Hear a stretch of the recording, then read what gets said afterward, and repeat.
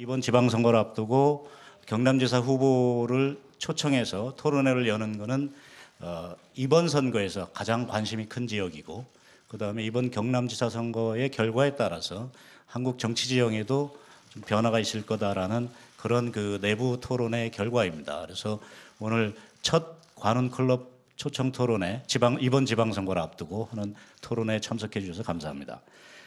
두 후보는 별도의 설명이 필요 없을 정도로 여러분들도 잘 알고 계시리라 생각합니다.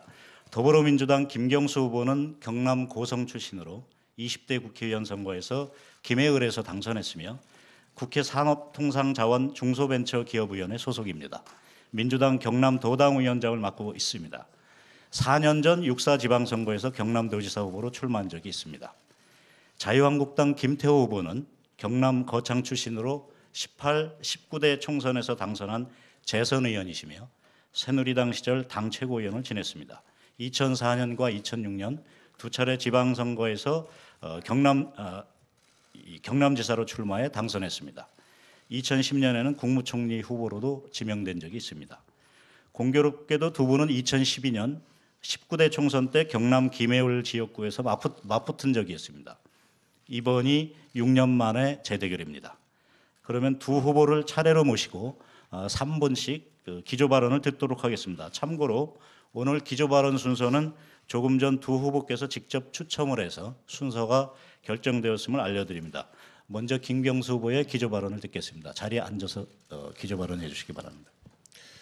예, 반갑습니다. 관훈클럽 박승희 총무님과 우리 언론인 여러분 반갑습니다. 민주당 경남도지사 후보 김경수입니다. 오늘이 어버이날인데요. 우리 대한민국의 오늘이 있게 한 이 땅의 모든 어르신들과 아이를 키우느라고 고생하시는 우리 모든 부모님들께 감사와 축하 인사를 먼저 드립니다. 지난 한 달 동안 참 고단했습니다. 하지만 어렵고 힘든 만큼 지지와 격려도 그만큼 늘고 있다라는 것을 현장에서 도민들을 직접 만나면서 확인하고 있습니다. 그 지지는 이번 선거에 대한 경남도민들의 큰 기대와 관심 덕분이다라고 생각합니다. 우리 경남 한때는 경제적으로 수도권과 쌍벽을 이루었던 곳입니다. 그 경남이 위기의 한가운데로 몰려가고 있습니다. 누가 경남을 이렇게 만들었습니까? 지금까지 경남을 이끌어온 분들은 또 누구입니까? 그분들의 낡은 방식과 낡은 사고가 경남을 이렇게 만든 것 아니겠습니까? 이제 구시대적인 발상으로는 이 위기를 극복하기 어렵습니다. 새로운 사고로 새롭게 도전하는 새로운 사람이 필요합니다. 한반도의 운명도 급격하게 바뀌고 있습니다. 경남이 앞장서서 새로운 시대를 준비해야 됩니다. 우리 경남은 제조업 기반이 튼튼한 곳입니다. 4차 산업혁명과 신성장 산업도 강한 제조업의 기초 위에서만 가능합니다. 기존 제조업의 혁신과 경쟁력 강화를 통해서 경남 제조업 르네상스 시대를 열어가겠습니다. 낙후된 서부 경남을 경남의 새로운 성장 동력으로 만들어야 됩니다. 남부 내륙 고속철도, 일명 서부 경남 KTX와 혁신도시, 항공우주 산업은 서부 경남의 새로운 성장 동력이 될 것입니다. 이렇게 경남의 경제 지도를 바꾸어서 저 김경수가 경남 신경제 지도를 만들어 가겠습니다. 경남 출신 문재인 대통령, 경남도지사 후보 김경수, 지난 15년 이상 호흡을 맞춰왔습니다. 경남의 운명을 바꿀 수 있는 최상의 팀워크라고 자부합니다. 경남으로서는 둘도 없는 기회입니다. 대통령과 정부를 설득할 수 있는 힘 있는 도지사가 경남의 미래를 바꿀 수 있습니다. 이번 선거는 분명합니다. 경남을 망친 세력과 다시 과거로 돌아갈 것인지, 아니면 경남을 살릴 김경수와 함께 미래로 앞으로 갈 것인지, 경남도민의 선택이 경남의 운명을 결정하게 될 것입니다. 경남도민과 함께 완전히 새로운 경남을 향해 뛰겠습니다. 고맙습니다. 자, 다음은 김태호 후보 기조연설 듣겠습니다. 안녕하십니까. 김태호 후보입니다. 남북 정상이 만나서 판문점 선언을 했습니다. 완전한 비핵화와 항구적 평화는 우리 모두의 염원이었습니다. 하지만 더 중요한 게 있습니다. 평화는 말이 아니라 실천이 중요합니다. 바로 실천은 행동으로 옮겨질 때 가능해집니다. 실천은 반드시 검증이 따릅니다. 들떠서도 안 됩니다. 또 서둘러서도 안 됩니다. 이행과 검증 과정을 통해서 비핵화가 완전히 실현될 때 진정한 한반도의 평화는 이룩될 것입니다. 우리는 밑에 철저히 검증해야 됩니다. 존경하는 국민 여러분, 도민 여러분, 많은 분들이 봄을 이야기하고 있고 한반도 평화를 이야기하고 있는 이 시간에 두 전직 대통령은 감옥에 갇혀 있습니다. 마음이 너무 무겁습니다. 저도 책임감을 느끼고 있습니다. 두 분만의 책임이라고는 생각하지 않습니다. 이 두 분도 애국심만큼은 어느 누구보다도 뒤지지 않을 것입니다. 그러나 권력에 취하고 지지율에 취하는 순간 공익적 책임감은 약해지고 사적인 이익을 추구하게 됩니다. 권력은 견제받아야 됩니다. 견제받지 않는 권력은 결국 부패하고 타락하게 됩니다. 지금 민주당은 일당이고 탄핵 전국에서 대통령 선거 크게 이겼습니다. 이번 지방선거도 압승을 호언장담하고 있습니다. 벌써 권력에 취하고 지지율에 취해서 오만한 모습을 보이기 시작하고 있습니다. 대한민국은 한쪽으로 너무 기울어져 있습니다. 새도 두 날개로 날듯이 국가도 균형이 중요합니다. 이 균형이 깨지면 국민도 국가도 불행해집니다. 제 어머니는 어릴 때 저를 혼내시고는 그래도 꼭 안아주시면서 앞으로는 잘하거라 그러면서 꼭 안으시면서 같이 아파해 주셨습니다. 다시 한번 손잡아 주십시오. 다시 한번 기회를 주십시오. 지금 나라도 경남도 어렵습니다. 이런 위기 때 경남의 경제 위기를 살릴 일자려는 도지사 필요합니다. 경험 많은 도지사, 폭넓은 협력을 이끌어낼 수 있는 도지사가 필요합니다. 나라의 균형, 여야의 협력, 소중한 경남의 변화를 함께 이룰 수 있는 후보자가 누구인지 잘 선택해 주시기 바랍니다. 저는 이번 싸움에서 꼭 이기고 싶습니다. 대한민국을 사랑하기 때문입니다. 경남을 사랑하기 때문입니다. 감사합니다. 예, 아슬아슬하게 3분을 지키셨습니다. 이 모두 발언을 들어보니까 한 분은 새로운 경남을 얘기하시고 미래를, 다른 한 분은 견제받는 권력을 얘기하셨습니다. 벌써부터 토론회가 좀 뜨거워지기 시작하는데요. 먼저 토론에 들어가기에 앞서서 오늘 토론의 진행 방식을 설명드리도록 하겠습니다. 여기 계시는 4명의 패널들이 경남 도정과 정치 현황 그리고 일반 의제 등에 걸쳐서 차례로 질문하고 답변을 듣는 형식으로 진행됩니다. 그리고 패널들의 질문과 별개로 토론의 중반과 후반에 후보분들끼리 상호 토론하는 기회를 각각 2차례 갖도록 하겠습니다. 상호 토론 때는 각 후보가 6분씩을 활용해서 상대 후보에게 질문하고 답변을 듣는 형식으로 진행하겠습니다. 6분을 어떻게 활용하실지는 두 후보 진영이 자유롭게 정하도록 했습니다. 플로어에 계신 분들은 나눠드린 그 메모지에 질문을 메모해 두셨다가 나중에 저희 클럽 직원에게 전해주시면은 시간이 남을 경우에 후보들에게 질문을 대신해 드리겠습니다. 그러면 4분의 패널을 소개해 드리겠습니다. 맨 오른쪽부터 소개해 드리겠습니다. 송현정 KBS 국회팀장입니다. 성기홍 연합뉴스 논설위원입니다. 권대열 조선일보 논설위원입니다. 이번 토론회가 경남지사 후보 토론회인 만큼 한국기자협회에 의뢰해서 그 경남신문 김진호 정치부 부장을 모셨습니다. 관훈 토론회는 그동안 성역 없는 질문, 솔직한 답변이라는 자랑스럽고 오랜 전통을 가지고 있습니다. 시간은 가급적 융통성 있게 진행할 예정입니다만 30초 질문에 2분 답변이라는 원칙을 후보 및 패널 모두 염두해 주시면 고맙겠습니다.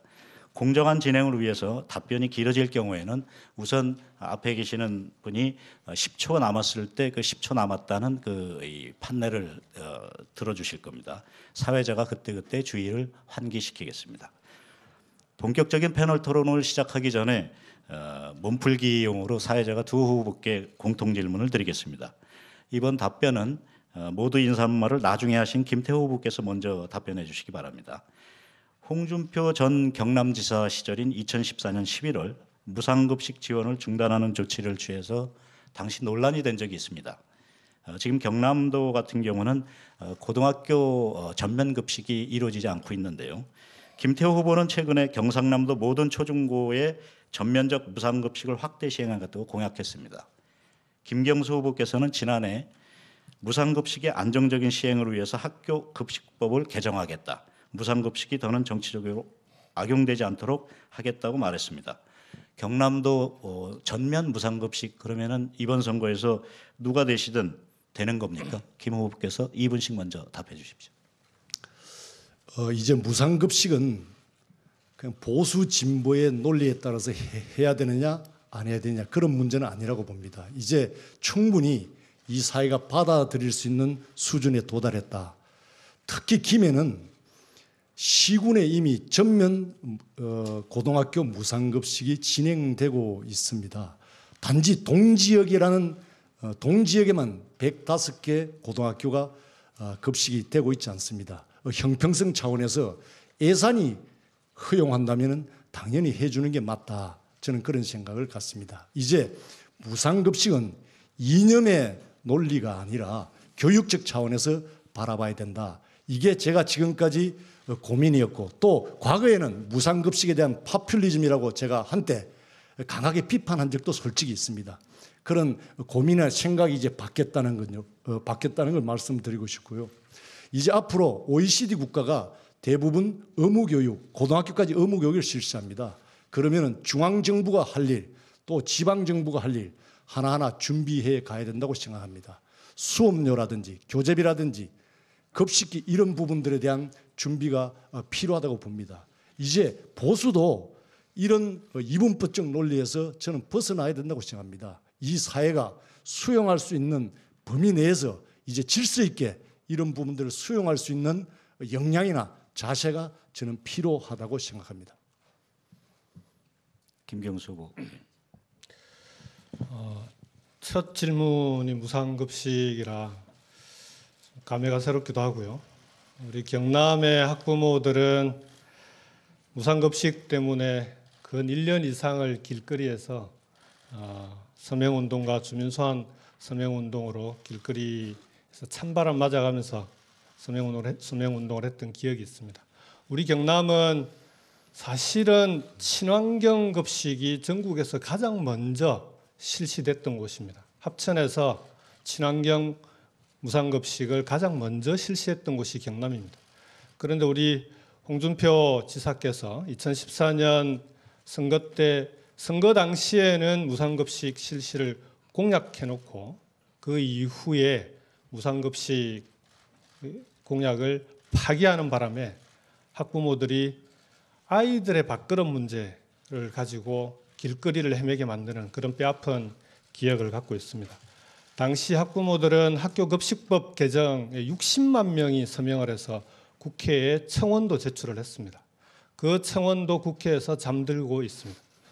그뿐만 아니라 홍준표 지사의 주민 소환 서명운동도 거의 서명운동 숫자를 거의 채웠음에도 불구하고 까다로운 제도적인 규정 때문에 결국 성공하지는 못했지만 그 정도로 경남은 무상급식에 대한 뼈아픈 기억들을 갖고 있습니다. 다행히 김태호 후보께서 무상급식 공약을 함께 해주셨기 때문에 이번에는 무상급식이 무리 없이 실시될 거라고 보지만 결국 악마는 디테일이 있습니다. 무상급식을 어떻게 할 건지 이 부분은 다시 한번 상호 토론 시간에 김태호 후보께도 질문을 드리도록 그렇게 하겠습니다.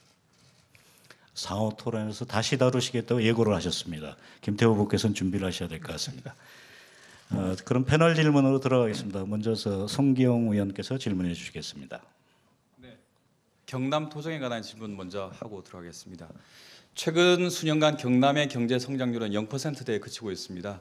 경남을 뒷받침하고 있던 기계, 조선 등 제조업 기반이 완전히 붕괴하고 있는데요. 차기 경남도지사에게 있어서 지역 경제를 되살리는 일이 가장 큰 과제일 것 같습니다. 지역 경제를 되살릴 수 있는 두 후보가 내걸고 있는 제1공약과 비전을 좀 말씀해 주시기 바랍니다. 우선 이 질문은 김경수 후보, 김태호 순으로 답해 주시기 바랍니다. 경남이 위기에 처해 있다라는 건 말씀하신 대로 우리 성경 위원께서 말씀하신 대로 지난 몇 년간 거의 제로 성장에 가까운 그런 경제 성장률을 기록했다는 데서도 충분히 드러나고 있습니다. 경남은 제조업 기반이 가장 강한 곳입니다. 그래서 경남에 강한 제조업을 기반으로 하는 경남의 신경제 지도를 만들겠다라고 이미 공약을 했습니다. 그중에 첫 번째는 혁신에 뒤떨어져서 경쟁력이 갈수록 약화되고 있는 기존 제조업, 대한민국에서 가장 강한 제조업 기반을 갖고 있으면서도 경쟁력이 떨어지고 있는 기존 제조업을 혁신을 통해 새롭게 경쟁력을 높여내는 그런 제조업 르네상스를 만들어내야 된다. 두 번째는 그 속에서 제조업 기반 위에서 4차 산업혁명과 ICT 융합을 통한 신성장 산업, 제조업 기반이 무너지고서는 신성장 산업은 만들기 어렵습니다. 신성장 산업을 기존 도지사들께서 기존 제조업을 살리기보다는 신성장 산업에만 먼저 나서면서 기존 제조업은 무너지고 신성장 산업조차도 함께 만들어내지 못하는 그런 결과를 만들었습니다. 이번에는 두 가지를 동시에 함께 만들어야 된다. 그리고 마지막으로 지금 한반도 운명이 바뀌고 있는데 이 평화 경제, 평화가 곧 경제입니다. 한반도 신경제 지도 속에서 경남의 미래도 함께 만들어야 됩니다. 그 속에서 동북아의 물류 플랫폼 전진기지가 부산, 경남이 함께 될 수 있도록 만드는 그런 경남 신경제 지도를 만들어 가도록 하겠습니다. 예, 이번 선거는 저는 일자리 선거다 이렇게 봅니다. 제가 재임 시절에 우리 후보님 알고 계실지 모르겠습니다만은 경남이 지역 경제 성장률 전국 평균을 잇돌았고 2008년도 금융위기 속에서도 전국 최고의 성장률을 이룩한 그 시기가 김태호가 노무현 정부 시절 야당 도지사로 있을 때였다는 것을 말씀드립니다. 지금 전반적으로 조선업을 비롯한 제조업이 고용 또 실제 산업적 위기의 상황에 봉착해 있습니다. 미래를 준비 못한 부분이라고 생각합니다. 과연 우리 경남이 일자리를 창출할 수 있는 산학연에 그런 혁신적 역량을 가지고 있는지, 또 4차 산업혁명의 어떤 그런 기술적, 인적 기반을 수용할 수 있는 그런 수용 역량은 있는지, 또 요즘 무엇보다도 중요한 것은 노사정에 대사회적 합의가 없으면은 이런 부분들에 대한 진전도 부족할 겁니다. 이런 부분에 대한 고민들이 기본적으로 있어야 된다. 그리고 제가 재임 시절에 남해안 시대 프로젝트를 추진해서 여야 합의로 남해안 발전 특별법을 이끌어냈습니다. 그 내용을 보면은 해양 물류, 관광, 레저, 또 국제 비즈니스 도시 등 우리 경남이 대한민국의 4만 불, 5만 불 갈 수 있는 새로운 성장 축의 그림이 다 그려져 있습니다. 그 후임들에 대해서 좀 아쉬운 점도 있습니다만 아직도 이 법적 기반이 남아있기 때문에 새로운 남해안 시대 2.0 시대를 저는 열어갈 수 있다. 더더욱 중요한 것은 4차 산업혁명과 관련해서 프랑스 지금 마크롱이 스타트업 벤처기업의 육성을 위해서 아주 획기적인 그런 대안들을 내놓고 있습니다. 기업들 일하기 좋게 법인세 낮춰주고 세금 낮춰주고 또 벤처 스타트업 육성기금 등 새로운 창업의 기지의 육성을 의욕적으로 하면서 스타트업 강소국으로 지금 발돋움하고 있습니다. 이 10초 남았습니다. 경남형 스테이션 F, 경남형 스테이션 창업 기지를 만들어서 새로운 일자리 창출에 선도적으로 경남이 앞장설 것입니다. 네, 다시 한번 두 후보에 대한 공통 질문 드리겠습니다. 김경수 후보는 문재인 대통령의 최측근 인사입니다. 그리고 김태호 후보는 직전 경남도지사였던 홍준표 대표의 간곡한 요청에 부응해서 출마했습니다.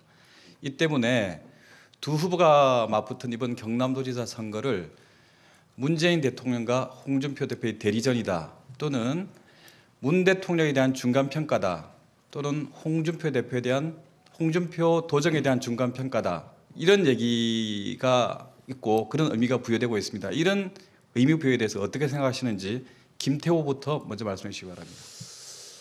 저는 동의하기가 굉장히 어렵습니다. 이번 선거는 경남의 현재와 미래를 두고 우리 김경수 후보가 치열하게 경쟁하는 선거고, 누가 일자리를 만들어낼 수 있는가, 누가 일자리를 지킬 수 있는가, 누가 4차 산업혁명의 산업에 기반한 새로운 신성장 동력의 그런 비전과 가능성을 만들어낼 수 있는가의 선거라고 봅니다. 그 질문 자체가 오히려 과거로 돌아가자는 저는 이야기라고 생각합니다. 지금 경남 경제 위기입니다. 초위기입니다. 저는 참 좋은 기회라고 생각합니다. 문재인 대통령도 경남 출신이고 홍준표 대표도 경남 출신입니다. 그리고 김경수 후보는 문재인 대통령과 원팀이라는 최측근입니다. 경남도지사는 김태호가 된다면은 이 역량들을 여야 야당의 협력까지도 이끌어낼 수 있는 가장 좋은 후보라는 저는 생각을 갖고 있습니다. 그리고 더더욱 경남의 미래를 위해서는 진보든 보수든 또 여야든 저는 뛰어넘어야 된다고 생각합니다. 경남의 발전을 위해서는 김경수 후보와 저 김태호는 하나의 원팀이다, 이런 생각을 갖고 있습니다. 멋진 파트너로서 한번 경쟁해 보고 싶습니다. 네, 김경수. 네. 질문에 어느 정도 그런 정도의 타당한 면이 있다라고 봅니다. 왜냐하면 지금은 문재인 정부 출범 1년 가까이 되는 시기에, 그리고 문재인 정부의 성공이 대한민국의 성공에도 대단히 중요한 상황입니다. 그런 상황에서 맞는 지방선거이기 때문에 지방선거 이후에 안정적으로 여소야대 국면에서도 국정을 이끌어 나가기 위해서는 이번 지방선거 그런 면에서도 대단히 중요하다. 특히 국회에서의 극심한 발목 잡기, 지금 어렵게 합의한 남북 정상선언, 판문점 선언의 국회 비준마저도 거부하고 있는 상황에서 이번 지방선거가 결과가 대단히 중요하다라는 말씀을 좀 드리겠습니다. 이번 지방선거는 그럼에도 불구하고 우리 경남 입장에서는 과거로 다시 돌아갈 것인지 아니면 미래로 앞으로 나아갈 것인지를 결정하는 선거입니다. 경남을 위기로 만들어낸 김태호 후보께서는 재직 시절에 경제 성장률이 높았다고 말씀하시지만 재직 말기에 바로 전국 경제 성장률보다 경남의 경제 성장률이 절반으로 떨어집니다.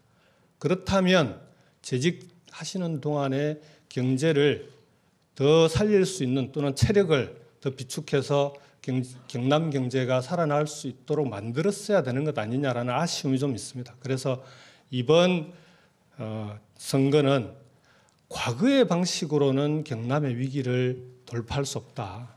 새로운 사고, 새로운 방식으로 새로운 사람이 문재인 정부의 새로운 상상력과 함께 돌파해 나가야 된다. 저는 그렇게 생각합니다. 그런 점에서 이번 선거에서 과거와 미래, 그리고 낡음과 새로움, 경남도민들이 김태호 후보와 저를 놓고 선거 과정에서 치열하게 경쟁하는 동안 그에 대한 현명한 선택이 있지 않겠는가라고 생각합니다. 예, 드디어 이제 이 시간이 왔는데요.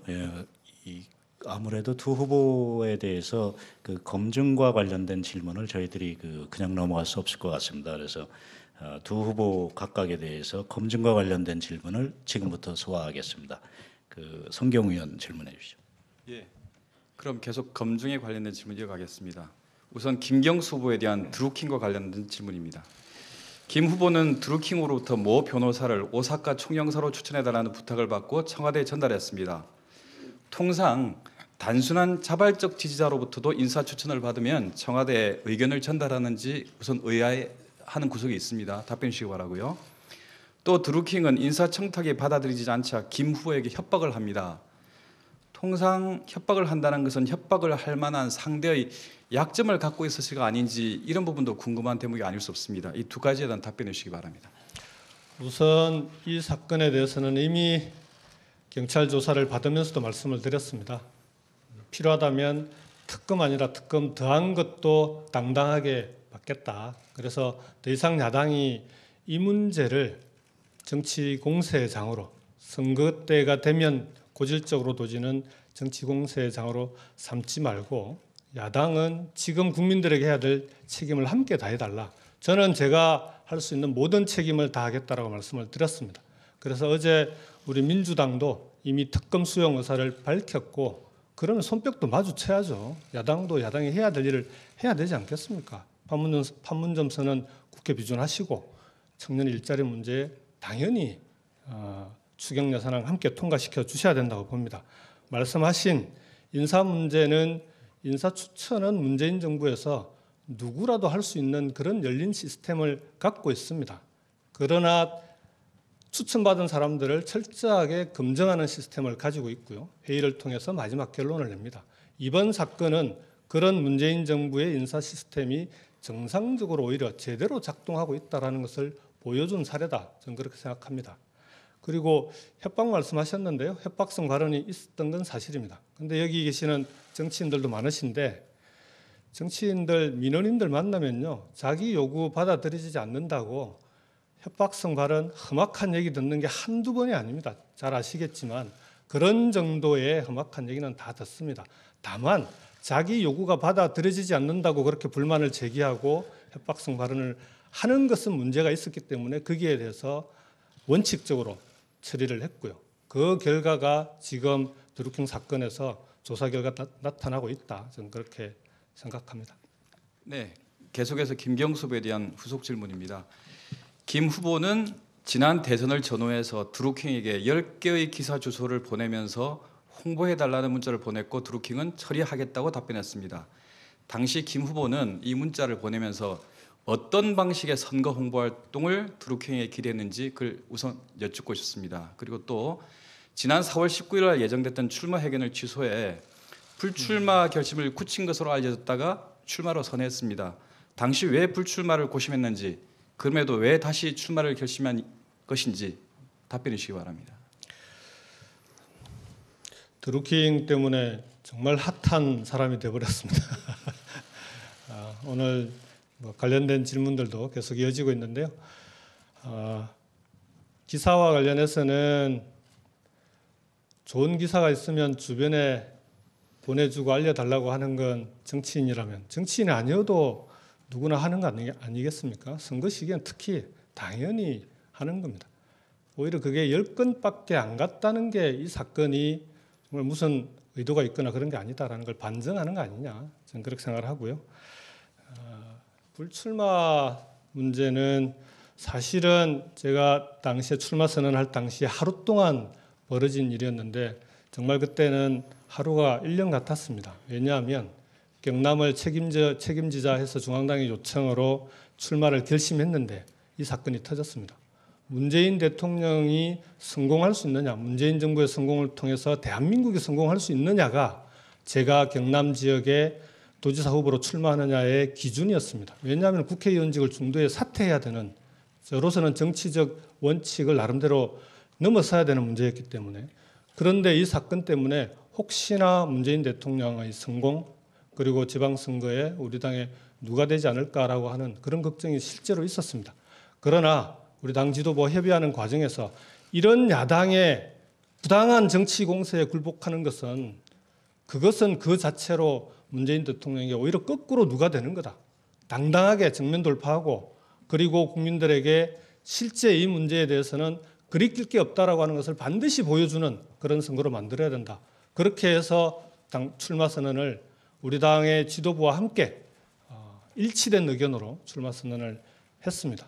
그래서 그 부분에 대해서는 큰 문제가 있거나 했던 건 아니다. 오해가 없으시기를 부탁드리겠습니다. 네, 이번에는 김태호 후보에 대한 질문입니다. 김 후보는 2014년 7월부터 2016년 총선 때까지 새누리당 최고위원으로서 박근혜 정부를 뒷받침하던 여당 지도부의 일원이었습니다. 당시 비박계이던 김무성 대표, 유승민 원내대표를 정면 비판하는 데 앞장서서 친박계를 대변했다는 평가를 받고 있는데요. 때문에 대통령 탄핵을 초래한 정치적 책임에서 자유롭다고는 할 수 없다고 볼 수 있겠습니다. 새로운 보수를 재건해야 된다라는 게 당의 과제라고 하는데요. 이런 시점에 선거에 나서는 것이 책임 있는 정치인의 자세인지 이런 질문이 나올 수 있을 것 같습니다. 답변해 주시기 바랍니다. 참 마음이 아픕니다. 두 전직 대통령께서 지금 감옥에 있습니다. 저도 한때 당의 최고위원으로서의 책임감을 통감합니다. 또 어느 누구도 이런 책임으로부터 자유로울 수는 저는 없다고 생각합니다. 그래서 저는 20대 총선에 불출마를 했습니다. 그것도 총선 D-Day에 가까워서가 아니라 거의 1년 전에 이미 저의 부족함을 반성하고 이런 상태로 더 이상 국민을 이야기하고 국가를 이야기하는 것은 기만이다. 자신을 속이는 것이라고 생각하고 불출마를 선언했습니다. 이번에도 사실은 우리 경남이 이런 위기가 아니고 어려운 상황이 아니면 저는 출마하지 않았을 것입니다. 저는 정치를 2년간 떠나 있으면서 저 자신을 돌아보고 성찰할 수 있는 배움의 시간을 가졌습니다. 왜 제가 이렇게 한계가 있었는지, 또 저희 당이 왜 어디서 문제가 있어서 이런 모양이 되었는지 많이 돌아봤습니다. 이제 보수가 괴멸의 그런 수준까지 가 있는 것도 사실입니다. 어떻게 하면 정말 진정으로 국가 민족을 위하고 우리 보수가 지향하고 있는 헌법적 가치를 지키고 또 내외적으로 국가를 수호하고 또 국민의 안정과 또 경제의 번영을 추구할 수 있는 이런 가치를 지키기 위해서는 우리가 과연 어떻게 어느 정도 혁신적으로 변해야 되는가, 또 어떤 실천 프로그램을 가지고 있었는가에 대한 고민도 했습니다. 많이 부끄럽습니다. 모든 게 저는 자업자득이라고 생각합니다. 그러면서도 한편으로 이번 선거는 권력을 견제하는 거지만은 또 실제 우리도 평가받는 그런 선거이기 때문에 두렵기까지 합니다. 저는 앞으로 더 국가와 국민 앞에 책임 있는 자세로서 더 봉사하고 헌신해야 된다는 그런 마음 자세를 견지하고 있습니다. 네, 계속해서 김태호 후보에 대한 질문 이어가겠습니다.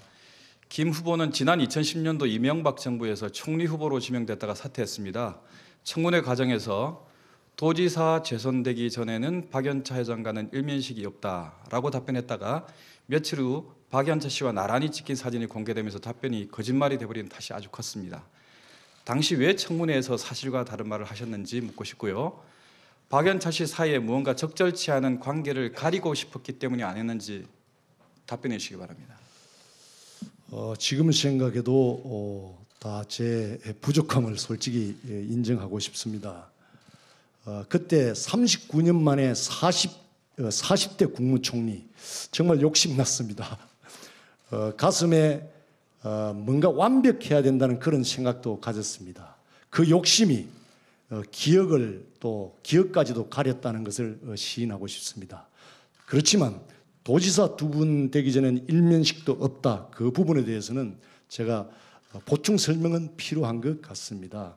도지사가 행사장에 가면은 애기치 않는 사진도 찍힐 수 있고 또 애기치 않는 만남들도 이루어질 수 있습니다. 그렇지만은 두 분 되기 전에 그분과 의도된 개인적 만남은 없었다. 그것이 지금 정확한 제 기억입니다. 어쨌든 저의 그런 솔직하지 못하고 부족함 때문에 많은 국민들과 경남 도민들에게 심려도 끼치고 많은 폐를 끼쳤습니다. 늘 짐으로 와닿습니다. 솔직하게 그 당시에 제가 총리의 지명에 대해서 후보를 받지 않았어야 되는데 돌아보면은 공부도 안 되고 제대로 내공도 쌓이지 않는 사람이 받았다. 그때 오히려 총리가 인준됐으면은 국민을 피해를 줄 수 있었다는 이런 솔직히 반성도 해봤습니다. 스스로 공부가 돼야 되고 스스로 세상 보는 철학이 없으면은 그런 자리는 받아서는 안 된다는 깊은 자성의 시간도 가졌습니다. 다음은 KBS 국회팀장 송현정 팀장께서 다음 질문 해주시죠. 네, 이번 경남지사 선거는 그 전체적인 정치 지형에서뿐만 아니라 이 두 분의 정치적 미래에도 아주 유의미한 부분이 있다라고 생각합니다. 그래서 관련해서 우선 김경수 후보께 먼저 질문 드리도록 하겠습니다.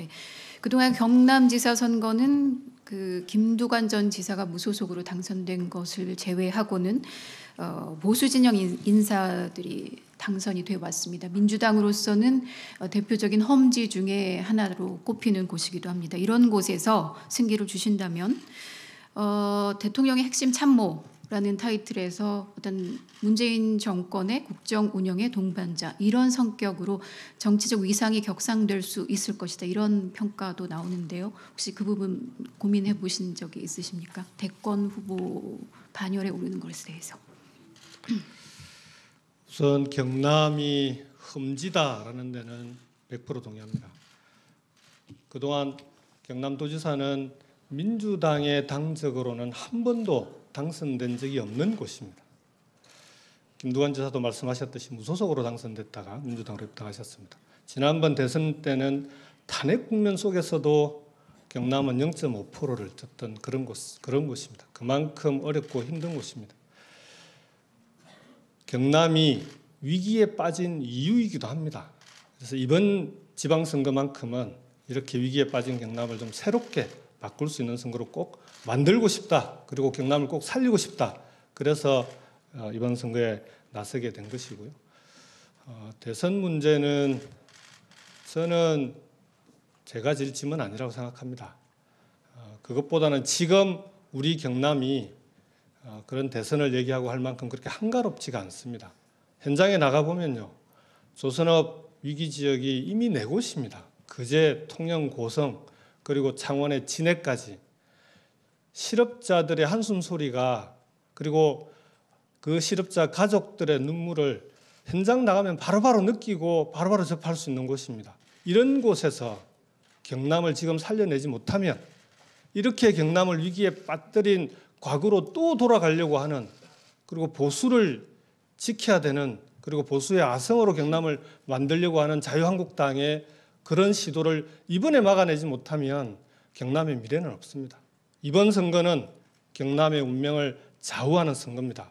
경남이 다시 살아날 수 있는 미래로 갈 것인지 아니면 또다시 과거에 발목 잡혀서 이 위기를 이제는 더 이상 극복하기 어려운 그런 파국으로 가게 될 것인지 그 시기에 저 김경수가 새로운 상상력과 새로운 사고 그리고 새로운 힘으로 새로운 경남, 완전히 새로운 경남 꼭 만들도록 하겠습니다.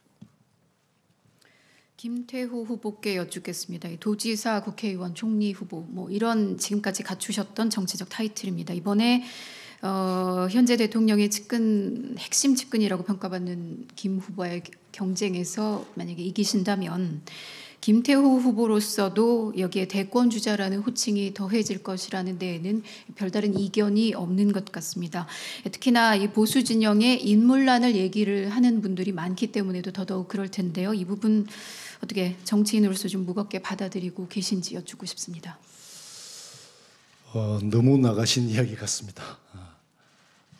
방금 김경수 후보님께서도 말씀했지만은 지금 대량 실업으로 정말 앞이 이 절벽인 그런 생활고에 시달리는 분도 많이 있습니다. 예를 들어서 거제도는 거제 시민의 70%가 조선업과 관련되어서 먹고 살고 있습니다.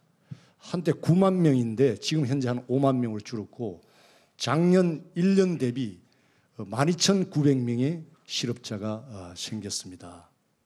그리고 여러 가지 수주 경쟁으로 인해서 저가 입찰이 또 저가 납품 단가 후려치기 형태로 1차, 2차, 3차 밴드로 내려가면서 다 마음 아파하고 있고 또 실직되지 않는 현재 고용되어 있는 사람들도 실직에 대한 두려움으로 아내들은 지금 속으로 울고 있는 그런 상황들입니다.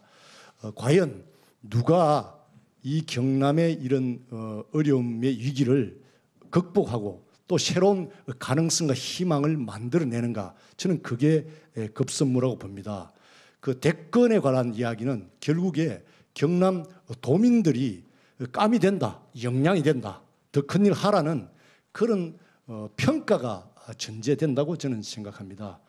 저에게 기회가 주어진다면 지금 처한 경남의 어떤 어려움들, 위기를 새로운 가능성으로, 제가 재임 시절에 경남 도민이 이 남해안 시대를 열어간다는 그런 희망과 또 그 가능성에 대해서 마음을 모았듯이 새로운 대통합의 그런 믿음 속에서 경남의 가능성을 열어가는데 저의 모든 것을 바치겠습니다. 이번에는 김태우 후보께 먼저 여쭙겠습니다. 남북 정상회담과 관련해서 질문드립니다. 김 후보께서 속한 정당의 대표께서 남북 정상회담에 대한 평가를 잇따라 내놓고 계십니다. 비정상적인 합의다. 김정은과 주사파 간의 합의가 있었다. 위장 평화쇼다. 언론에 많이 알려져 있었습니다만 여기에 대해서 애두른 비판을 하신 걸로는 이해는 하고 있습니다. 이 당 대표의 남북 정상회담에 대한 입장, 제1야당으로서 계속 견지를 해 나가야 되는 입장으로 보시는지 하고, 그다음에 현안이 되는 게 지금 판문점 선언에 대한 국회 비준 문제입니다. 어떤 의견을 갖고 계십니까? 우리 홍준표 대표님께서 좀 표현이 거칠었다, 좀 너무 많이 나가신 그런 느낌은 받습니다만은 적잖은 국민들의 그 뜻이 저는 반영되어 있다, 이렇게 생각합니다. 지금까지 실제 많이 또 쏘가왔지 않습니까?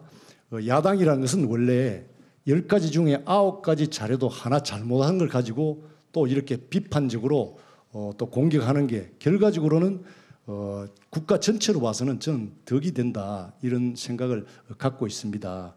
그렇다고 우리가 계속 속았으니까 이번에 믿을 수 없다, 이런 태도도 저는 옳은 태도는 아니라고 봅니다. 이 문제에 대해서는 우리 야당도 초당적으로 민족의 문제, 평화의 문제에 대해서는 다 같이 힘을 모아야 된다고 생각합니다. 문재인 대통령 또 더불어민주당의 시각도 저는 결과적으로 이런 비판에 대해서 좀 겸허하게 야당의 소리에 귀를 기울일 필요도 있다.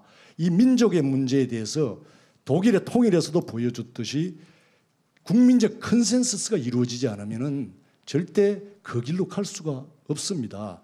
그런 차원에서 야당의 이런 소리에 대해서도 설득하려는 노력이 굉장히 중요하다, 저는 그렇게 봅니다. 야당도 이번 기회에 남북 합의 특위라든지 소위 구성해서 이 검증 절차, 디테일의 악마가 있습니다. 이런 검증 협상 과정에서 일어날 수 있는 모든 가능성을 국회에서 논의하면서 이 평화로 이끌어가는데 야당도 저는 초당적으로 협력을 해야 된다는 생각을 갖고 있습니다. 그리고 비준의 문제에 있어서도 지난번 2000년, 2007년에 두 정상 간의 회담이 있었습니다마는 비준이 없었고, 또 실제 이 비준의 문제에 있어서 아킬레스건 하나는 우리의 헌법에 독립된 국가로 북한을 인정하지 않고 있다는 그런 부분들도 있습니다. 하지만은 시간이 지났습니다.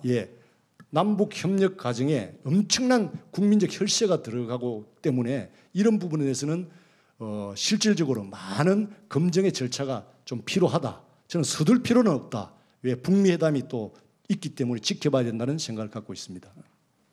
네, 김경수 후보께 여쭙겠습니다. 회담 결과와 관련한 어떤 국민적 평가와는 별개로 협치 차원에서 볼 때 아쉬운 부분들이 있다라는 지적들을 내놓는 분들이 꽤 있으십니다.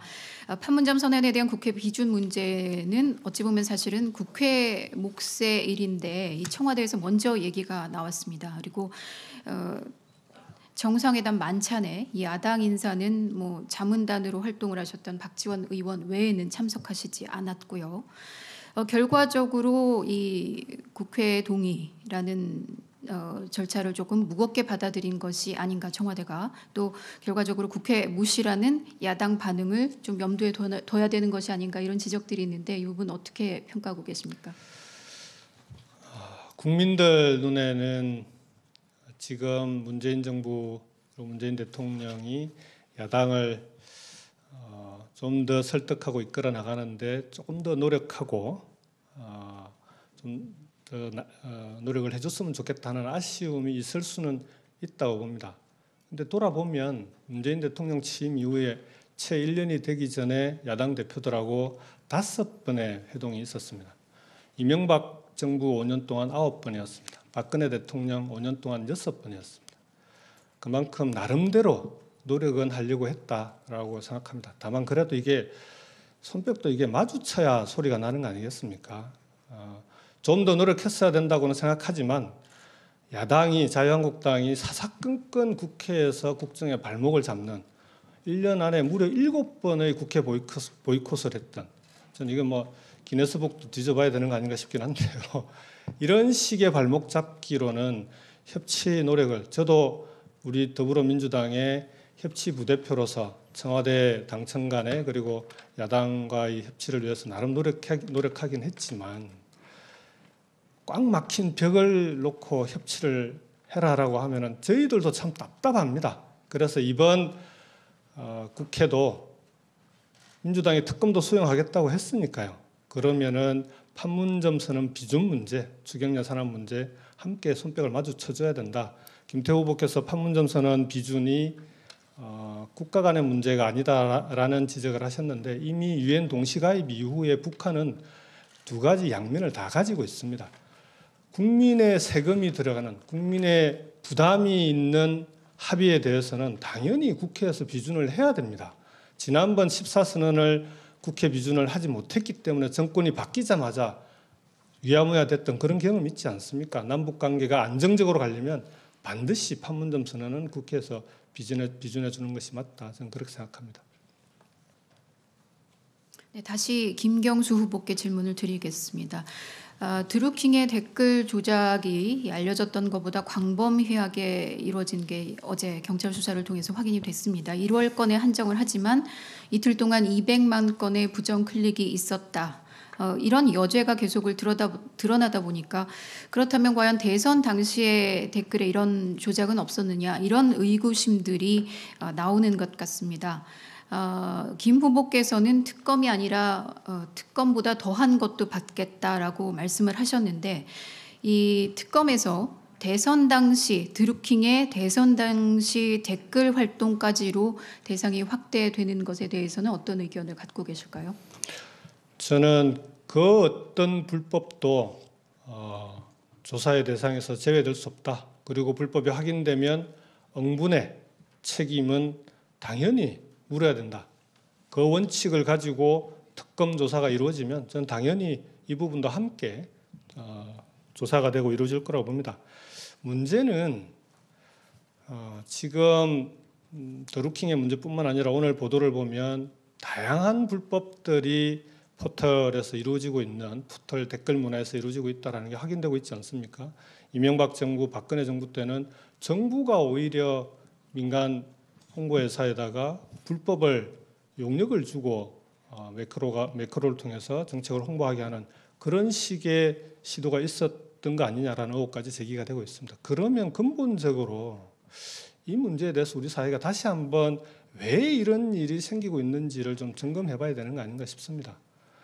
네이버를 포함한 포털들의 독과점 구조, 이 문제에 대해서도 이제는 사회적 논의가 좀 필요하고 근본적이고 제도적인 개선책을 논의해야 된다.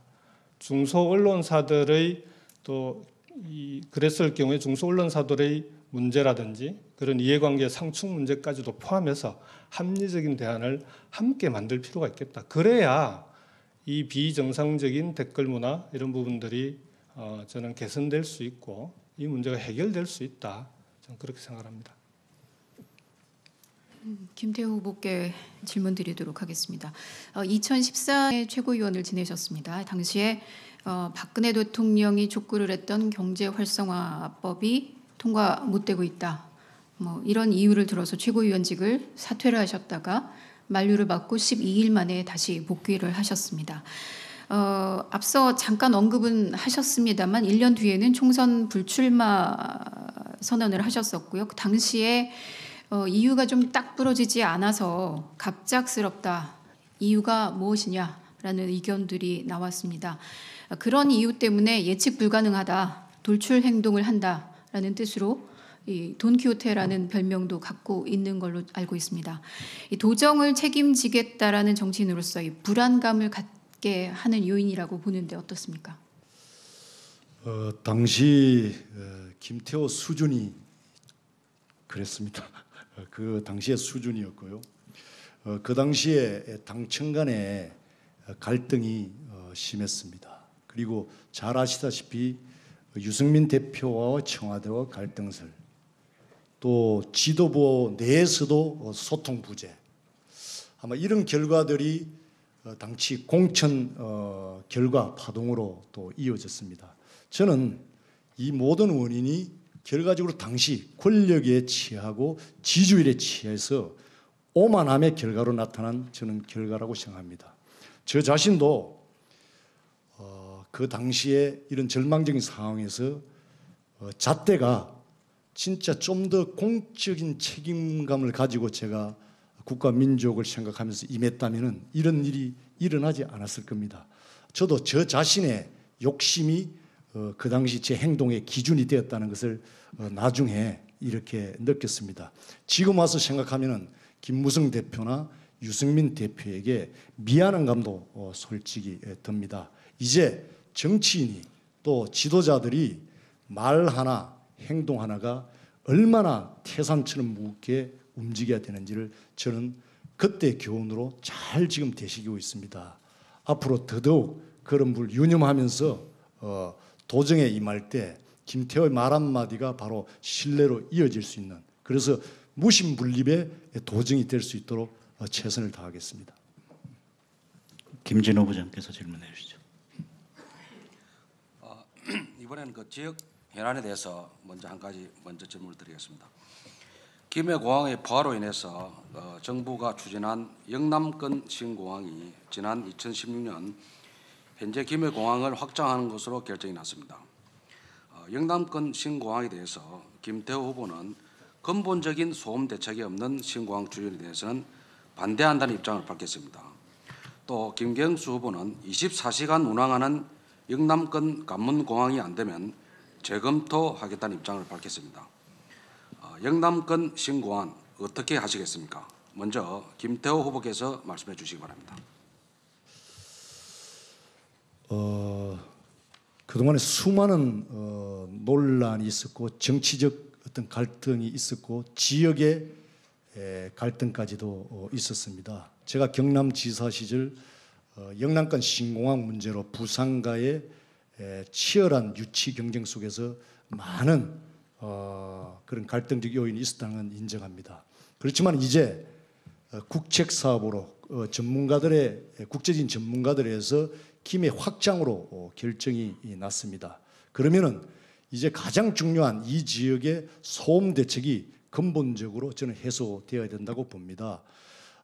바로 이 소음 문제는 이 지역에 사는 분들의 생명권과 행복 추구권과 직접 관련이 있기 때문에 우선적으로 여기에 대한 청사진이 전제가 되어야 된다. 그리고 그 다음 그 주변에 있는 자유구역청이라든지 지역적 산업이라든지 이런 연계를 통해서 어떻게 시너지 효과를 극대화할 것인가.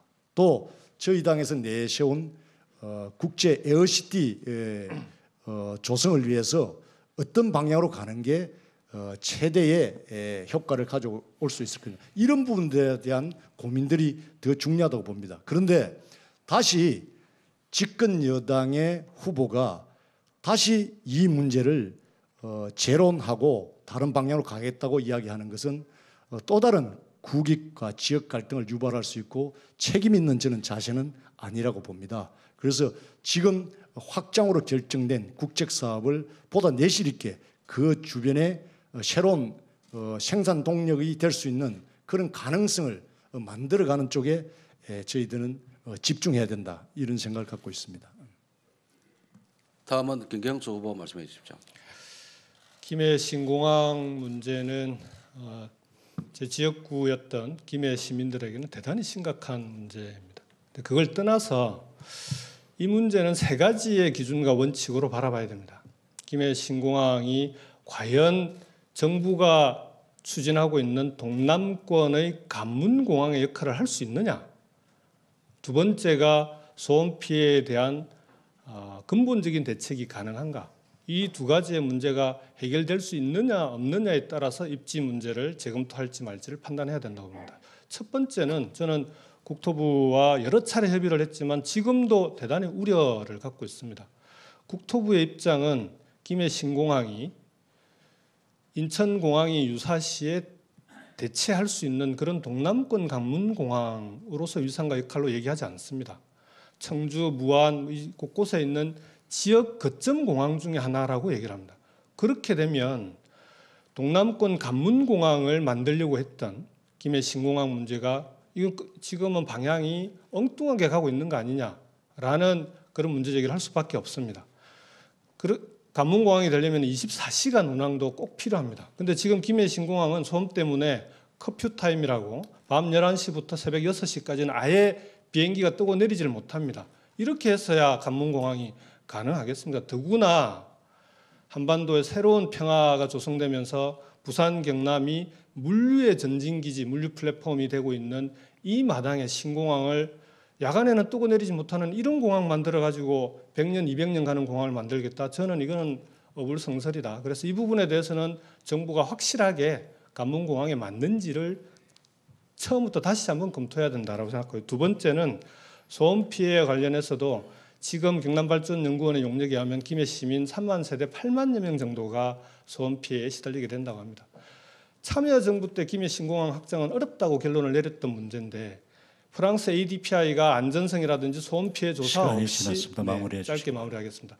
안전성에 대한 조사를 제대로 하지 않고 신공항 확장으로 결론을 내렸습니다. 그렇다면 이 결론을 내리는 과정을 면밀하게 검토해서 문제가 없었는지를 다시 한번 따져보고 그리고 어떻게 할 건지를 판단하는 게 그래야 장기적인 100년, 200년 가는 공항을 만들 수 있는 거 아니냐 그렇게 생각합니다.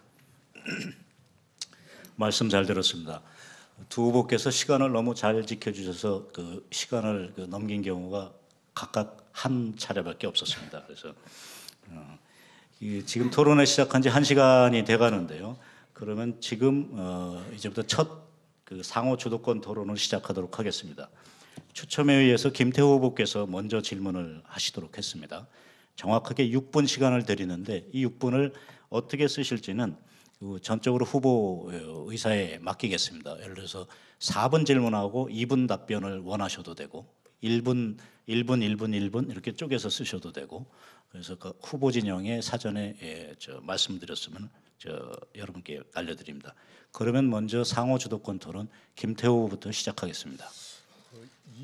2분 질문하고 2분 듣고 2분 이야기할 수는 없습니까? 괜찮습니다. 괜찮습니다. 그러면 그런 방식으로 진행하겠습니다. 문재인 정부의 1년 동안의 경제 정책은 긍정적인 부분보다도 우려할 상황이 더 많다. 특히 일자리 고용 정책은 거꾸로 가고 있다. 이런 평가들이 있습니다. 문재인 대통령께서 취임 1호 업무 지시가 일자리위원회였고 일자리 대통령이 되겠다고 공언하셨습니다. 그동안 많은 또 노력이 있었다는 것도 잘 알고 있습니다. 그렇지만 결과는 17년 만에 최악의 실업률을 기록했고 또 청년 실업률의 체감 실업은 24%에 도달하고 있습니다. 작년 국민의 혈세 25조가 이런 일자리를 만드는데 투입이 됐습니다마는 공무원 숫자는 늘었지만은 실제 일자리는 10만 개 이상 줄은 것으로 통계가 집계되고 있습니다. 왜 이런 상황이 전개되고 있는지, 이유는 뭔지, 이 정부가 추진하고 있는 소득 주도 성장 정책에 대해서 의문을 제기하는 분들이 많이 있습니다. 그 원인이 무엇이라고 우리 후보님은 생각하십니까? 좋은 질문 해주셔서 고맙습니다. 지금 민생 현장에 나가보면 실제로 도민들도 그렇고 국민들이 대단히 힘들고 어려워합니다. 소득주도 성장은 기본적으로 국민들의 호주머니를 두둑하게 해서 그렇게 해서 내수를 진작시키고 그 경제가 선순환 구조로 가게 만들어서 좋은 일자리들이 계속해서 만들어질 수 있도록 하자는 건데요. 지금 정부의 정책 방향은 저는 옳다고 봅니다. 왜냐하면 그동안 대기업 위주 정책을 꾸준히 해왔던 이명박 박근혜 정부의 경제 정책의 결과가 지금의 경제적 상황 그리고 일자리 문제를 만들어냈던 요인 중에 하나이기 때문에 이제는 대중소기업 상생 그리고 서민들의 소득주도 성장을 통해서 경제 선순환 구조를 만들자고 하는 건 저는 그 방향은 옳다고 봅니다. 그래서 최저임금 인상이라든지 근로시간 단축 등을 통해서 국민들은 세계 최장 시간의 노동에 시달리지만 가계와 국민은 기업만 살이 찌고 가계와 기업은 가난한 이 문제를 해결해야 된다라는 방향은 옳은데 실제로 지표도 작년 4분기나 올해 초 1, 4분기 지표를 보면은 성장률이나 그다음에 가계 소득의 증가율이나 이런 것들은 다 이제 전부 호전되기 시작을 했습니다. 문제는 윗목이 따뜻해지고 아랫목까지 따뜻해지려면 시간이 걸리고 그 시기에 어려운 사람들이 생긴다는 겁니다. 특히 자영업 하시는 분들, 소상공인 하시는 분들 이런 분들의 어려운 상황, 어려운 처지를 국민들이 나서서 이 문제를 정부가 나서서 이 시기를 견딜 수 있도록 해줘야 된다. 그렇게 해서 일자리 안정자금 3조도 지원하고 76가지의 대책을 발표했는데 그중에 절반이 국회에서 잠자고 있습니다. 그럼에도 불구하고 여러 가지 지표들은 나아지고 있고 이 과정을 통해서 저는 문재인 정부의 경제정책이 본격적인 효과를 내기 시작하면 이 시기를 극복하고 일자리 문제까지도 좋은 일자리들이 많아질 거다. 공공부문 일자리는 마중물 역할입니다. 공공부문만 가지고 어떻게 일자리 문제 해결하겠습니까? 결국은 민간 부문의 경제가 함께 활성화되면서 좋은 일자리가 만들어져야 된다. 그렇게 생각합니다. 네, 우리 김경수 후보의 말씀에도 저는 일리가 있는 부분이 저는 많이 있다. 너무 좀 더 기다려 봐야 된다는 데서는 동의를 하고 있지만은 그 추세가 있습니다. 나빠지는 추세가 있고 또 집권 여당의 이미 5분의 1의 임기가 지났습니다. 그 말은 진단이 제대로 됐는지 근본적으로 우리가 살펴봐야 된다. 더 어려운 사람을 위해서 서민을 위해서 최저임금제라든지 근로시간 단축이라든지 이런 소득 주도 성장의 그 가치에 대해서는 저는 높이 평가하고 싶습니다. 그렇지만 이 현장에서 더 어려운 사람이 더 어렵게 되는 이런 구조로 가는 부분에 대해서는 한번 봐야 된다. 그리고 지금 세계 호황입니다. 이보다 더 좋을 수는 없다는 10년 이래 이런 이야기가 나오고 있는데 우리의 1분 남았습니다. 예, 우리의 민간 소비는 위축되고 있고 오히려 수출은 감소 추세가 되고 있습니다. 사실 그동안에 성장도 없고 소득도 없는 소득주도 성장이라는 평가가 실제 있습니다. 성장 엔진은 결과적으로 생산성에서 있습니다. 지금 30대 대재벌 사내 유보금이 근 900조에 달하고 있습니다. 이 돈이 제대로 생산 설비에 연구에 쓰일 수 있도록 이런 위축된 기업가 정신을 되살려 줘야 된다고 봅니다. 북에 햇볕을 쏘는 것도 중요하지만은 이 기업들에게 햇볕을 좀 쬐야 된다. 그래서 지금의 소득 주도 성장 정책을 이제 기업의 혁신 영향을 강화시킬 수 있는 일자리를 만들 수 있는 새로운 경제 패러다임으로 바뀌어야 되는 게 아닌가. 이런 부분에 대해서 고민을 좀 더 해야 된다 생각을 갖고 있습니다. 예, 6분 다 쓰셨습니다. 질문보다 주장하시는데 많이 쓰신 것 같습니다. 이번에는 김경수 후보께서 6분 쓰시겠습니다. 시작하시겠습니다. 김태호 후보께서 경제 부분에 대해서 마지막 시간을 다 써버리시는 바람에 제가 답변을 못 드렸는데요. 그 과거에 참여정부 때 주 5일 근무제를 실시한 적이 있습니다. 최저임금 근로시간 단축 얘기를 하셨는데 당시에도 지금처럼 실시 직후에는 곧 나라가 절단 날 것처럼 아주 우려들이 많았습니다. 그렇지만 일정 기간이 지난 뒤에 지금은 주 5일 근무제가 훌륭하게 정착이 됐고 경제적으로도 효과가 있었다라는 게 증명이 되고 있습니다. 지금 최저임금 문제, 근로시간 단축 문제, 물론 노동자들은 급여가 감소되는 아픔이 있고요. 기업하시는 분들은 부담이 늘어나는 문제가 있습니다. 이 문제들을 말씀하신 대로 대기업의 금고에 쌓여 있는 900조 가까운 사내 유보금이 계속 쌓이는 체계를 이제는 바꿔야 되지 않겠습니까? 이걸 바꾸지 않고 어떻게 이 문제를 해결해 나갈 수 있겠습니까? 중소기업의 이윤율은 좀 더 올리고, 그리고 그걸 통해서 노동자 근로자들은 급여가 8시간 열심히 일하면은 입고 먹고 자고 쓰고 애들 키우는데 넉넉하진 않아도 부족함은 없는 그런 사회 한번 만들어 봐야 되지 않겠습니까? 좀 그렇게 가는 것이 문재인 정부의 경제성장 정책 방향이고요. 혁신성장도 그 속에 함께 가고 있다. 4차 산업혁명까지 포함해서 그렇게 말씀을 드리겠습니다. 우선 아까 제가 예고한 대로 무상급식에 대한 질문을 좀 드리고 싶습니다. 경남도민들은 자라보고 놀란 것은 소뚜껑 보고 놀란다고 홍준표 도지사의 무상급식 정말 예기치 않았던 중단, 아이들 밥그릇을 걷어찼다 이렇게 표현을 하는데 그 때문에 1년 이상 고생했던 그런 기억이 있습니다. 보니 후보님께서는 무상급식을 확대한다고 하셨는데 우선 홍준표 대표께서 재직 시절에 무상급식을 폐지했던 부분에 대해서 어떻게 생각하십니까?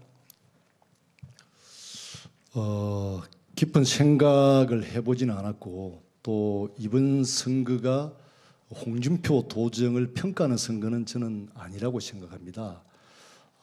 그리고 제가 이미 동지역까지 포함해서 형평성 차원에서 또 이게 보수 진보의 논리를 떠나서 하는 게 교육적 차원에서 맞다고 이미 말씀을 드렸고 알겠습니다. 그래서 앞으로 미래의 이야기를 좀 하는 게 좋지 않겠느냐.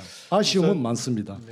미래 얘기를 하려면 과거의 문제가 원인이 어디에 있는지를 정확히 분석하는 것이 중요하다고 봅니다. 그래서 미래로 가기 위해서 질문을 좀 드리겠습니다. 홍준표 지사의 무상급식이 중단되면서 교육청에서 그 무상급식을 온전히 교육청의 예산으로 부담하게 됐습니다. 그로 인해서 교육청의 교육 예산이 어느 정도 무상급식에 과거에 홍준표 지사께서 중단하지 않았다면은 교육 예산으로 들어갔을 예산이 무상급식으로만 들어가게 됐는지 아십니까? 그 급식비가 교육비가 아니다라는 쪽으로 이렇게 구분하는 것 자체가 저는 좀 어폐가 있다고 봅니다. 다 급식도 또 수업료도 다 모든 게 교육적 그 범위 안에 저는 포괄이 돼야 된다. 그래서 급식의 문제도 이제 이념의 문제가 아니라 교육적 관점에서 바라봐 달라. 그 예산 규모를 예산은 드렸습니다. 제가 저희들이 만약에 105개 학교를 추가적으로 할 경우에는 한 339억 도 교육청에 부담을 안 시키고 그 정도 부담이 되는 걸로 알고 있습니다. 제 질문은 홍준표 지사의 무상급식 중단으로 교육청이 아이들의 학습, 교육 환경 개선 이런 교육을 위해 썼어야 되는 비용을 무상급식에 중단된 무상급식으로 돌려서 쓰게 된 게 어느 정도였냐는 건데 약 1,000억 가까이 됩니다. 지난 4, 5년 동안 우리 아이들이 그만큼 교육의 기회를 박탈당한 겁니다. 한 도지사의 정치적인 야망, 대권 도전 의지 때문에 그랬는지 모르겠지만 그로 인한 잘못된 결정이 우리 아이들에게는 그 시기에 교육을 받아야 되는 그 시기에 학교를 다니는 아이들에게는 교육 기회가 박탈당할 수 있는 그런 과정이 됐던 겁니다. 그래서 다행히 우리 김 후보께서는 동지역의 고등학교까지 확대하시겠다고 하셨는데요. 예산을 339억만 말씀을 하셨습니다. 그런데 이렇게 되면 문제는 해결되지 1분 않습니다. 남았습니다. 왜냐하면 지금 교육청과 경남도와 시군의 분담 비율이 과거 홍 지사께서 무산시킬 때의 분담 비율대로 돼 있질 않습니다. 교육청의 부담이 훨씬 많습니다. 50%를 부담하고 있습니다. 이 분담 비율을 조정하지 않으면 339억만으로는 제가 말씀드렸던 아이들의 교육과 학습의 기회 이 부분을 다시 되돌릴 수 없다라고 생각하는데 여기에 대해서 어떻게 생각하십니까? 예, 그 여러 가지 내부에 교육청하고 갈등 관계가 당시 있었던 걸로 알고 있습니다. 그래서 거기 학생들에게 주지 못한 급식비를 여민동락이라는 프로그램으로 초중고 학생들의 서민들에게 지원됐다는 제가 그 내용도 확인한 바 있습니다.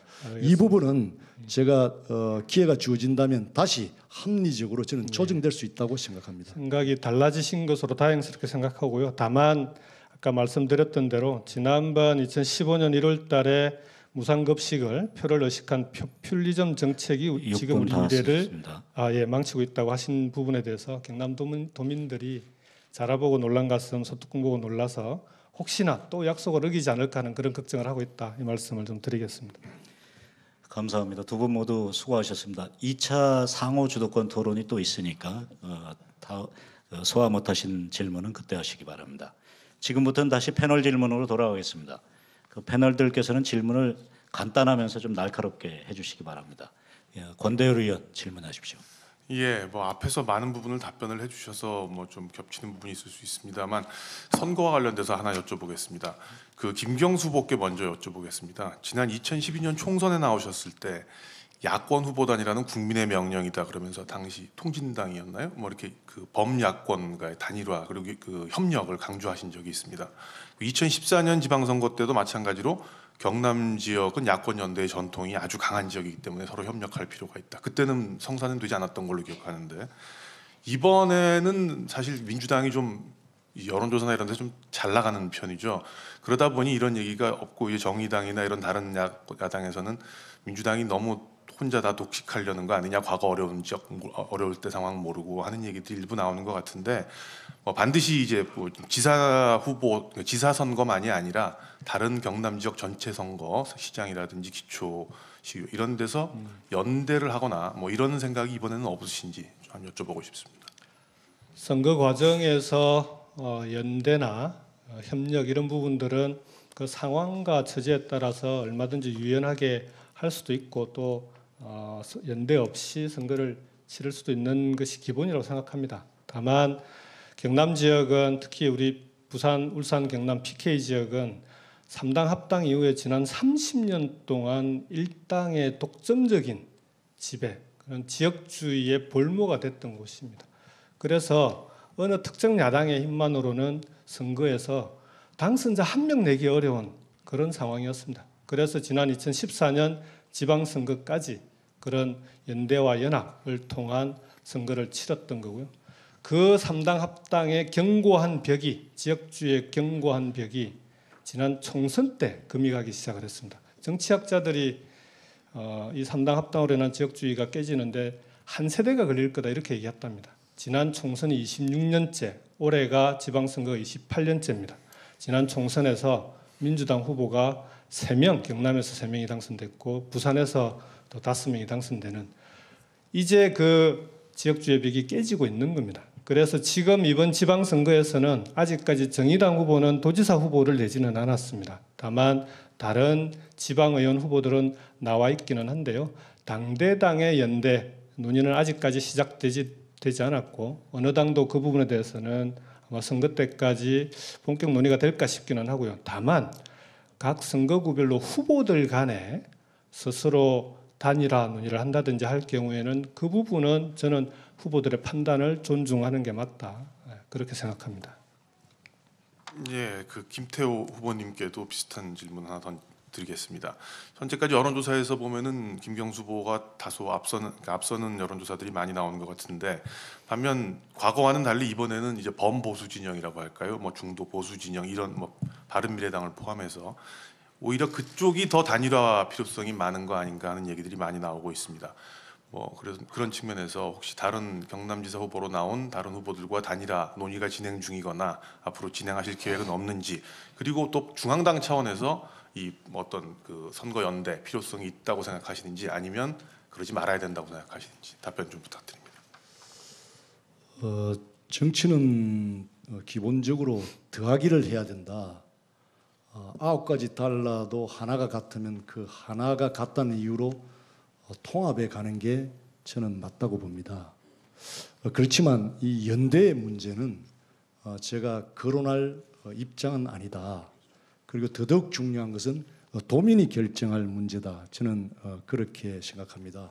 그리고 지금 30년의 적폐라는 이런 또 표현도 하셨습니다만 후보님께서 실제 우리 경남이 독재에 맞선 그 3.15 정신이라든지 또 부마 항쟁, 자유민주주의의 가치를 지켜온 성지입니다. 그리고 이 산업화 근대화 과정에서 우리 대한민국 경제의 심장이었습니다. 그 덕으로 경남이 심장이고 그 대한민국의 전체 동력에 엄청난 기여를 해왔습니다. 이런 부분을 통칭해서 적폐다. 과거 30년의 잘못을 적폐라고 이렇게 표현한다면은 우리 지금까지 도민들이 우리들을 선택해 왔습니다. 우리 도민들을 오히려 저는 그 정신을 폄하시키는 건 아닌지 매우 걱정스럽습니다.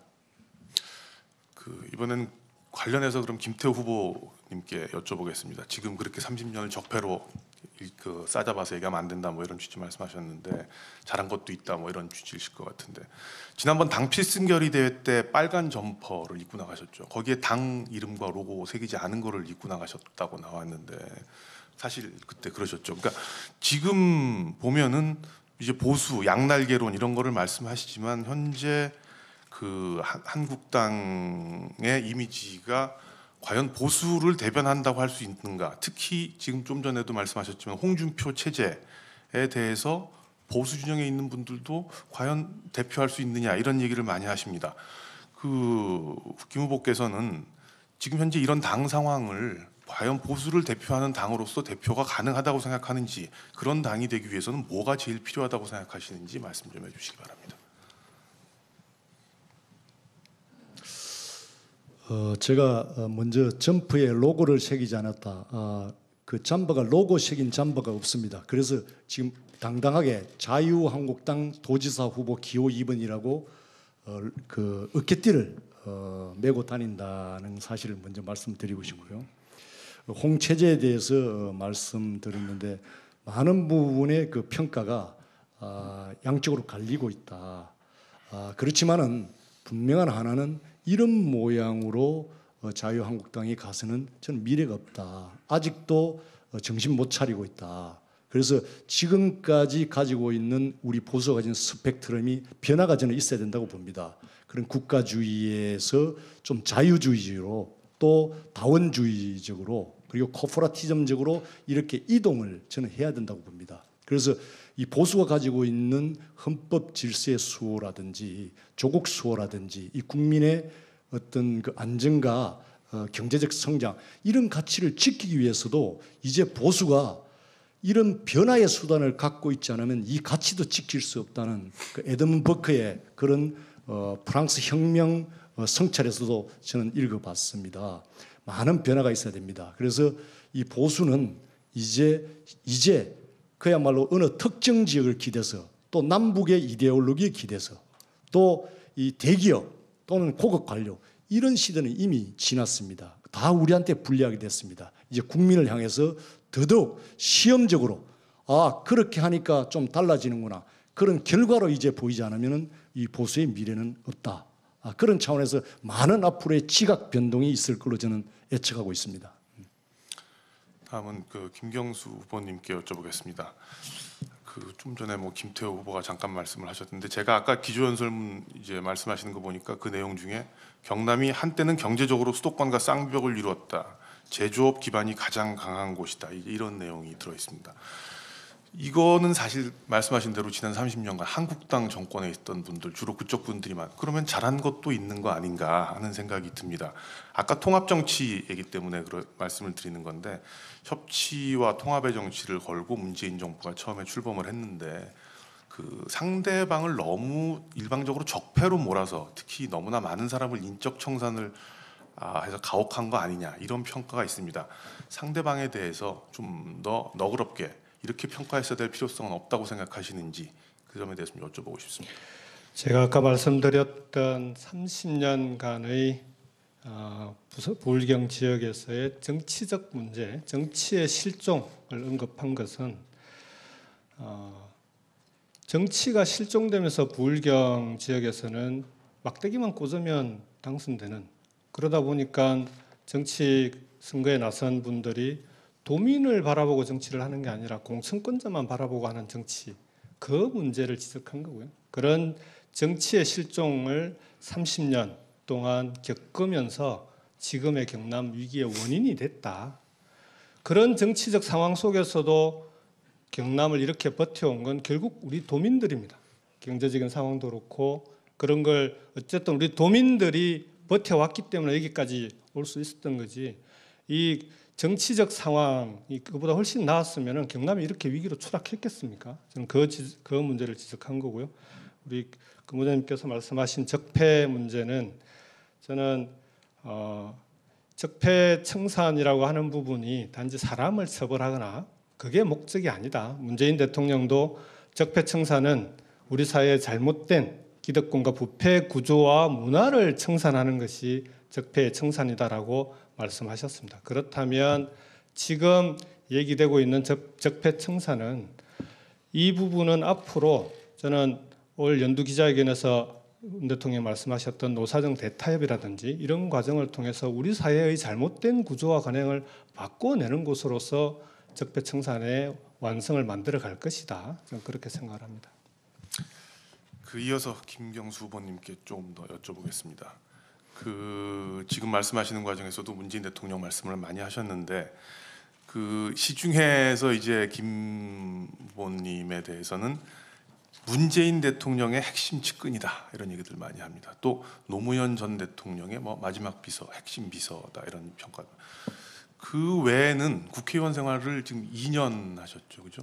2년밖에 안 하시긴 하셨습니다만 어쨌든 그 외에 문재인 노무현이라는 이름 외에 정치인 김경수로서 과연 무엇을 해왔는가, 그리고 그 점에 대해서 좋은 비서일지는 몰라도 과연 340만 도민을 이끌 좋은 지도자가 될 수 있겠는가 하는 비판도 있는 게 사실입니다.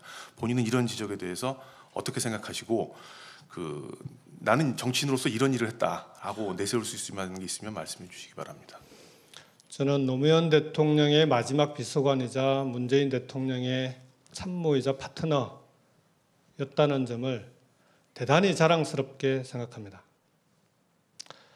두 분 대통령과 함께 국정 운영의 큰 그림을 함께 그렸습니다. 특히 이번 문재인 정부에서는 국정운영기획위원회 인수위가 없어서 대신했던 국정운영기획위원회에서 문재인 정부 5년의 국정운영 5개년 계획을 기획분과위원으로서 직접 함께 맡아서 그림을 그렸습니다.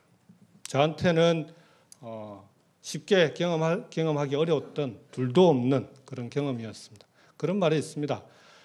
거인의 어깨 위에서 세상을 바라봤던 저는 두 분과 함께 했던 일들이 그런 일들이었다고 생각합니다. 경남 도정의 위기 좋습니다. 김태호 후보께서 2번의 도지사를 역임하셨습니다. 그러고도 경남이 위기에 있다면 이제는 도정만이 아니라 국정의 큰 그림을 가지고 국정 운영 경험을 함께 대통령과 함께 나누었던 그런 새로운 사람이 경남의 위기를 극복할 수 있는 거 아니냐. 오히려 지금 경남에는 그런 사람이 저는 더 필요한 것 아니냐. 그리고 치적을 말씀하셨지만 개인적으로 지난 2년 동안 국회의원을 하면서 우리 김해 시민들에게 그리고 이번 대선 과정에서 경남 지역을 포함해서 그동안 수건 사업이었던 가야사 복원 사업을 국정과제로 만들었습니다. 그 외에도 여러 가지 활동들을 산자위 활동을 통해서 해나갔습니다. 저는 정치인 김경수로도 충분히 그동안 많은 일들을 해왔다 이렇게 한번 설명을 드릴 수 있을 것 같습니다. 간단하게 하나만 여쭤볼 테니 간단하게 문재인 대통령 다 잘하고 있다고 말씀하시는 건데 혹시라도 이 부분은 좀 부족한 것 같다 한 가지만 말씀해 주실 수 있겠어요? 아까 지적하셨잖아요. 야당과의 협치가 잘 안 되고 그 부분은 손뼉이 마주쳐야 되는 문제다 그렇게 설명을 드리고요. 다 잘할 수야 있겠습니까? 다만 조금씩 부족한 면들을 국민들과 정치권이 함께 채워가야 되는 거 아니냐 저는 그렇게 생각합니다. 김태호 후보님께 여쭤보겠습니다. 아까 계속 새로운 보수 말씀하시고 얘기하시는데 과거로 아까 발언하는 과정에서는 과거로 돌아가는 선거가 되면 안 된다 이런 말씀도 하셨고요.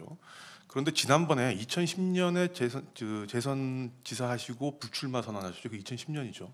그때 뭐라 그러셨냐면 경남의 미래를 위해서 이제는 새로운 인물이 새로운 생각으로 뜻을 펼칠 수 있도록 길을 터주는 것이 옳다고 생각한다. 그러고 불출마하시고 중앙정치로 가셨습니다. 그때 중앙정치에 가실 때는 이제 지사에서 내가 어느 정도 성과를 거뒀고 중앙정치에 가서 성공 거둬서 뭐 대선도 하고 해보겠다라는 뜻으로 가셨을 것 같은데 이미 2010년에 새로운 인물이 새로운 생각으로 해야 된다고 하시고 가셨으면서 지금 8년이 지나서 다시 나보고 찍어달라고 하시는 건 좀 지나친 거 아닌가 하는 지적이 있습니다. 이 부분에 대해서 어떻게 생각하시면 똑같이 여쭤보겠습니다. 나도 내가 정치하고 지사하면서 잘한 게 뭐냐, 잘한 게 이거, 나는 이건 잘했다고 생각한다. 내세우실 만한 게 있으면 말씀해 주시기 바랍니다. 저도 도지사 두 분 한 사람이 다시 도지사로 가는 것은 모양이 안 좋다. 그리고 김태호도 민심을 많이 잃은 사람이다. 녹슨 칼이 됐는지도 모르겠다. 제가 많이 이렇게 출마를 좀 미룬 그런 이유도 있습니다. 하지만은 지금 경남의 경제가 너무 위기고 또 당도 어렵습니다. 또 실제 경남까지 무너지면은 완전히 문재인 정부의 더불어민주당과의 독주입니다. 저는 그 부분이 국가적으로 저는 위기다. 그래서 위기에 경남을 구하는 것은 경남의 문제가 아니라 나라를 균형되게 하는 중요한 경남이 축이 될 수 있다. 그래서 아무리 미워도 경남만은 지켜달라고 제가 말씀을 드렸던 겁니다. 과거 30년 자꾸 이래 말씀을 하시는데 그 경남만 지금 위기가 아닙니다. 전국적 상황입니다. DJ 노무현 두 분의 대통령도 그 30년 속에 다 포함되어 있습니다. 또 스스로 우리 안희정 전 지사께서 우리는 패족이다라고 선언할 정도로 국민적 걱정을 끼쳐드린 부분도 있지 않았습니까? 그런 큰 틀에서 역사는 공과 속에서 우리가 다 같이 봐야 된다는 말씀을 드리고 싶고요. 제가 도지사 할 때 잘했다. 특별히 내세울 건 없습니다만은 우리 경남이 이렇게 가면은 희망이 있다라는 그런 희망의 가능성을 만들어냈다. 그것이 바로 남해안 특별법. 여기에 계신 우리 야당 몇 분의 국회의원도 있습니다만 저를 많이 도와줬습니다. 이 특별법을 이끌어내는데 그리고 당시 노무현 대통령께서도 김태호하고 굉장히 소통이 잘 되고 우리 경남 발전에 적극적으로 이렇게 지지를 해 주셨습니다. 늘 감사해 하고 있고요. 그래서 이런 부분들에 어떤 침체되고 뭔가 지금 희망이 없습니다. 그래서 이 희망의 가능성 이것을 단지 새로움으로 또 실험적으로 경남이 대상이 될 수는 없다. 그렇기 때문에 위기의 경남에 더 경험과 이 폭넓은 협력을 이끌어낼 수 있는 그런 경험과 지혜가 있는 지사가 더 지금 요구될 때다. 저는 그렇게 생각합니다. 김진호 부장. 예. 공통 질문입니다. 이어서 질문하겠습니다. 제조업을 기반으로 하는 경남 경제는 경기 불황 등으로 대기업과 중소기업이 모두 매우 어려운 사정입니다. 정부의 최저임금 인상에 대해 기업인과 자영업자들은 어려움을 호소하고 있습니다. 여기에 4차 산업혁명이 본격 시작되면 기존 일자리는 더욱 줄어들 것으로 예상됩니다. 현재 경남의 청년들이 일자리가 없어 경남을 떠나고 있는 실정입니다. 경남 지역의 일자리 창출을 위한 구체적인 방안을 제시해 주시기 바랍니다. 먼저 김경수 후보께서 말씀해 주십시오. 경남 경제와 일자리, 결국 일자리 문제가 경제 정책의 핵심 아니겠습니까? 아무리 경제 정책을 많이 좋은 정책을 많이 펼쳤다 해도 좋은 일자리가 많이 늘어나지 않으면 그 정책은 제대로 된 정책이다라고 보기 어렵습니다. 지금의 경남은 기존의 제조업이 무너지고 있는 것이 경남 경제의 가장 큰 핵심적인 위기입니다. 위기 요인입니다. 기존 제조업이 새롭게 경쟁력을 회복하지 못하면 좋은 일자리 불가능합니다. 왜냐하면 조선업 무너지는 거 보십시오.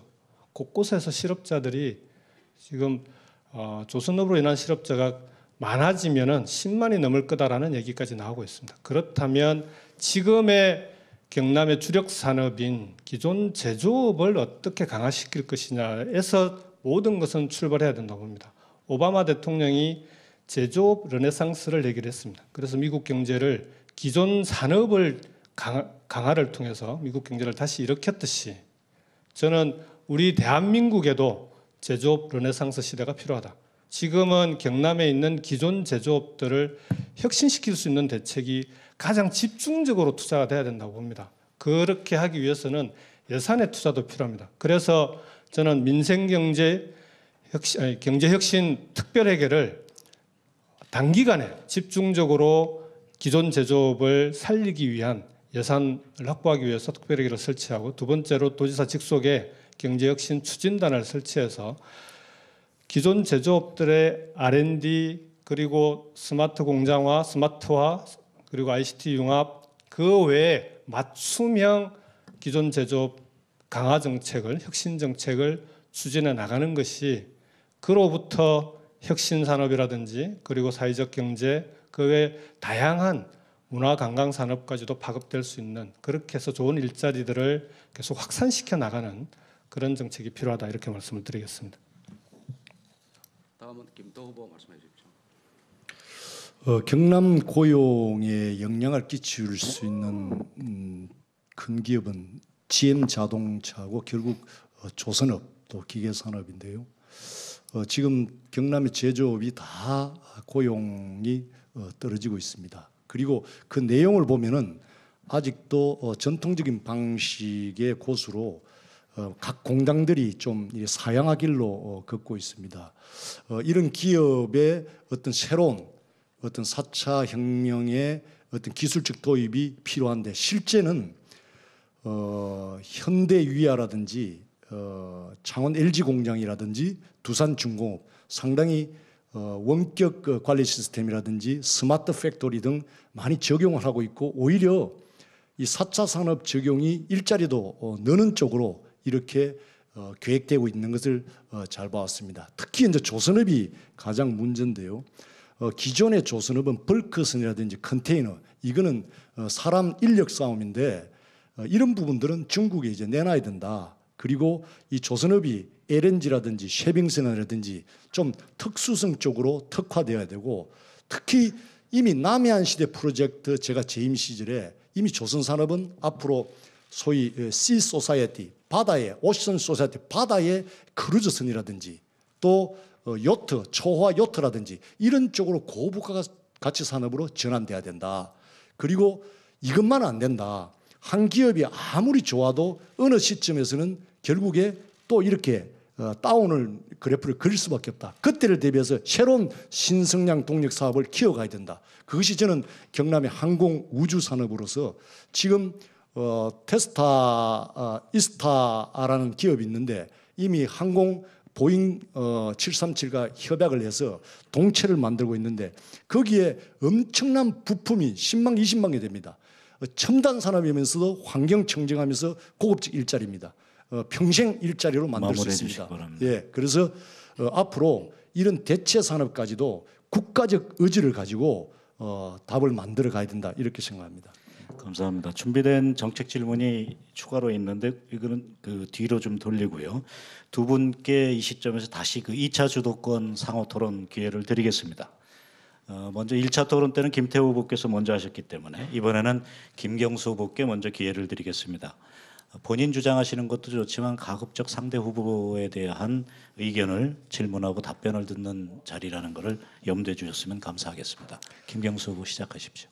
이번 지방선거는 경남의 경제를 어떻게 살릴 것이냐, 그리고 도민들의 민생을 어떻게 지킬 것이냐, 그래서 미래로 앞으로 가기 위해서는 누가 그 일을 해낼 수 있느냐를 결정하는 선거입니다. 근데 우리 김태우 후보께서는 지난 4월 달에 출마 선언을 하시면서 출마 선언을 통해서 경남은 오늘도 여러 번 말씀을 하셨습니다. 보수의 아성을 지키는 최후의 보루다. 저는 지금 경남이 이렇게 위기에 빠져 있고 경제가 어려운데 진보 보수를 얘기할 때인가라고 하는 그런 근본적인 의문이 있습니다. 지금 도민들에게, 민생이 어려운 도민들에게 보수를 지켜달라라고 요구할 때가 아니라 정치권이 민생을 지키겠다고 어떻게 하면 경제를 살리겠다고 얘기해야 되는 그런 선거 아니겠습니까?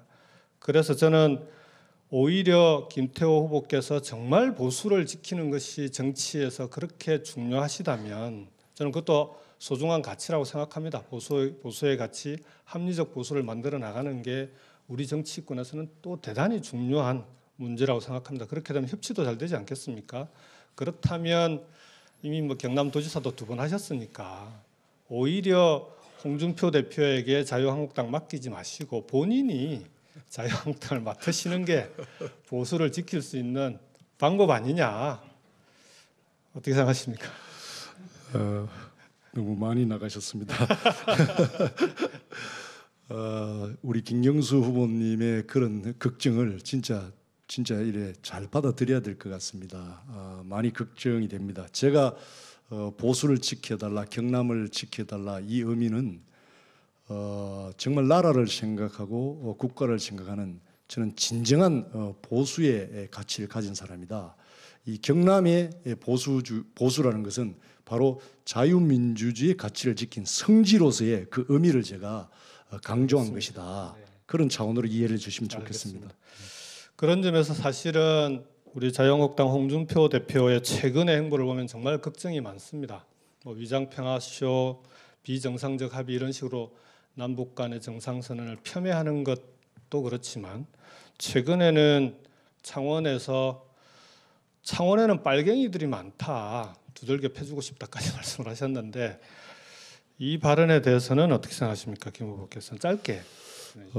저도 좀 놀란 부분인데요. 그 정의당 소속의 그런 당원들을 보고 지나가다가 이 던진 말 같은데 저는 부적절했다고 봅니다. 좋습니다. 좀 그런 쪽의 말씀은 굉장히 신중하셔야 된다 말씀드리고 싶습니다. 예, 저 뭐 당연히 그렇게 해야 된다고 봅니다. 정치에 금도가 있기 때문에. 근데 안타깝게도 김태호 후보께서 지난 2016년 4월달에 새누리당 경남 창원의 중앙 총선 시기입니다. 중앙선대위 현장 회의에서 창원의 종북 좌파들이 곳곳에서 득실거리고 우리 안정을 위협하고 있다라고 발언을 하셨습니다. 그래서 그때하고 지금 생각이 바뀌신 건지 아니면은 정말 우리 경남이 홍준표 대표도 그렇게 생각하시고 김태호 후보께서도 지금 너무 나갔다고는 하셨지만 좀 그런 그러니까 우리 경남 지역의 민주 세력이나 이런 데 대해서 그런 좀 오도된 생각을 갖고 계신 거 아닌지 하는 도민들의 걱정과 우려가 있습니다. 여기에 대해서 짧게 해명을 좀 부탁을 드리겠습니다. 굉장히 세심하게 체크를 하셨네요. 또 선거를 하다 보면 좀 지나친 말도 있지만 또 우리 이 국가의 자유주의의 가치를 또 훼손하는 그런 또 세력들도 있다는 게 사실이라고 저는 생각합니다. 그래서 이런 말에 스스로 찔린다면 그게 종북좌파라고 저는 생각하는데요. 이제는 그렇지만 이런 그 용어보다는 이제 세상을 보는 눈이 좀 달라져야 된다고 봅니다. 이런 논리는 좋습니다. 20세기의 그런 기계적 사고의 이분법적이다. 이제 우리 보수도 이런 부분에 있어서 좀 더 유연성을 가져야 된다는 생각을 갖고 있습니다. 네. 1분 30초 남았습니다. 네. 방금 말씀하신 대로 이제 우리나라의 보수도 바뀌어야 됩니다. 자유한국당도 함께 정치를 바꾸는 파트너가 됐으면 좋겠습니다. 그런데 지금 한반도의 운명이 바뀌고 있는 시점에서 지금의 자유한국당의 모습으로는 과연 새롭게 한반도에 기회가 주어지고 있는 문재인 대통령이 한반도 신경제 지도를 얘기를 하셨고 우리 경남은 그 한반도 신경제 지도를 통해서 동부가 대륙과 해양이 만나는 지점입니다. 사람과 물자가 만나는 지점이자 대륙을 향하는 출발점입니다. 이 부산 경남이 동북아의 새로운 물류 플랫폼, 전진기지가 될 수 있도록 만들어 나가는 기회의 시기입니다. 이 기회의 시기를 지금부터 잘 준비하고 이건 정부만 할 수 있는 게 아니라 실제로 기업들도 특히 대기업들이 함께 나서줘야 됩니다. 대기업들과 함께 그리고 정부가 주도적으로 이 위기를 극복한 기회의 시대를 풀어나갈 수 있는 그런 정치권의 모습이 됐으면 좋겠다 그럼 당부를 드리면서 제 질의 시간을 마치도록 하겠습니다. 예, 시간 맞춰주셔서 감사합니다. 다음에는 김태우 후보께서 6분 쓰시겠습니다. 사실 김경수 후보님의 그런 말씀은 상당 부분 동의하는 부분도 있습니다. 저도 이 남북의 문제에서 제가 재임 시절에 평양에 아마 해방 이후에 처음으로 38선을 넘어서 비행기로 다녀온 사람이고 평양 강남군 장교리 협동농장하고 교류한 그런 업적도 있습니다. 그래서 어떤 형태든 남북 간은 대화의 길이 열려 있어야 되고 사실상의 통일보다도 경제적 협력을 통해서 앞으로 필요에 의해서 이런 부분들의 벽들이 저는 하나하나 제거돼야 된다는 그런 믿음도 갖고 있다는 말씀을 드립니다. 지금 우리 김경수 후보님, 우리 경상남도의 지역 총생산, 즉 GRDP가 어느 정도 되시는 줄 알고 있습니까? 경남도의 예산은 약 8조 정도 되고요. GRDP는 정확한 금액은 지금 아직 한 107조 정도가 됩니다. 네. 107조 정도가 되고 아까 우리 김경수 후보가 이 동남권 미래 포럼에서 2006년도의 경제 성장률, 경남의 경제 성장률 4.9%다. 이것은 바로 우리 한국의 경제를 견인하는 중요한 역할을 했다. 그리고 10년 이후부터 계속 하락세로 돼서 GRDP의 성장률이 0.5%다. 거의 뭐 전국 최하를 기록했다. 그렇게 말씀드린 건 아니고요. 그래서 2010년부터 전국 경제 성장률보다도 낮은 경남의 경제 성장률을 기록했다. 이렇게 말씀을 그렇죠. 드렸습니다. 그래서 사실상 제 임기 중에는 전국의 경제 성장률보다 다 상회했다는 말씀을 드리고 싶고요. 지금 우리 경남이 얼마나 어렵냐면은 전국 6개의 위기 고용 위기 지역 중에서 4개가 우리 경남입니다. 우리 김경수 후보가 또 애도 많이 쓰신 걸로 저는 알고 있습니다. 그런데 지금 상황에서 더 아쉬운 것은 산업 위기 대응 특별 지역으로 우리 경남이 더 간절히 원하고 있습니다. 왜냐하면은 현재 군산은 고용 위기 지역 또 산업 대응 위기 지역으로 2가지가 되어 있습니다. 그렇지만 경제 지표로 보면은 우리 경남이 실업률이든 또 2년 전 동기 대비 아파트 매매 지수 어떤 감소폭 이런 내용들을 보면은 우리가 더 악한 상태입니다. 그런데 우리 경남은 산업 위기 대응 지역에서 빠졌거든요. 그리고 우리 김경수 의원은 집권 여당의 그리고 산자위 그 의원이지 않습니까? 이 부분을 어떻게 해석하십니까? 군산과 경남을 단순 비교하기는 어려운데요. 저는 경남의 조선업 위기는 산업위기 대응 특별 지역으로 지정할 만한 정도의 심각성은 있다고 봅니다. 다만 지역 지정 요건이 군산의 경우에는 조선업과 창원 GM이라고 하는 2가지가 겹쳤고 한 지역에 국한되어 있는 반면에 경남은 조선업이 여러 군데의 지역으로 나눠져 있기 때문에 각 지역을 고용위기 대응 지역으로 지정해서 지금 대응을 해나가고 있고요. 지금보다 훨씬 심각해진다면 저는 당연히 이 부분도 정부와 함께 검토해야 된다 그렇게 생각합니다. 지금 심각합니다. 빨리 지정이 돼야 된다고 보고요. 군산 당연히 지정돼야 되고 저는 2가지 다 돼야 된다고 생각합니다. 그렇지만은 여러 가지 지표상 우리 경남이 그만큼 어렵고 이 자리에서 말씀드리고 싶지는 않았지만은 그래도 군산도 여러 가지 산업 위기 대응 지역으로 요건이 많이 부족했습니다. 그래서 정부의 고시까지도 변경한 걸로 알고 있습니다. 문재인 대통령님과 우리 김경수 후보는 하나의 원팀이라고 그랬는데 이런 부분들을 그냥 단지 조건이 2가지가 안 된다는 이유로 설명하기는 우리 경남에 대한 그 무관심이 아닌가 그렇게 해석될 수도 저는 있다고 봅니다. 그래서 이런 말들이 2분 있습니다. 남았습니다. 예, 이런 말들이 있습니다. 우리 문재인 정부에 있어서의 경남은 평양보다 거리가 멀게 느껴진다 이렇게 이야기하는 사람도 있습니다. 어떻게 생각하십니까? 저는 지금의 경제 위기를 지역 간 갈등으로 몰아가는 것은 이게 국민들이 보기에는 이런 게 낡은 정치 아니냐라는 그런 비판의 소지가 좀 있는 거 아니냐라는 우려를 좀 전해드리고요.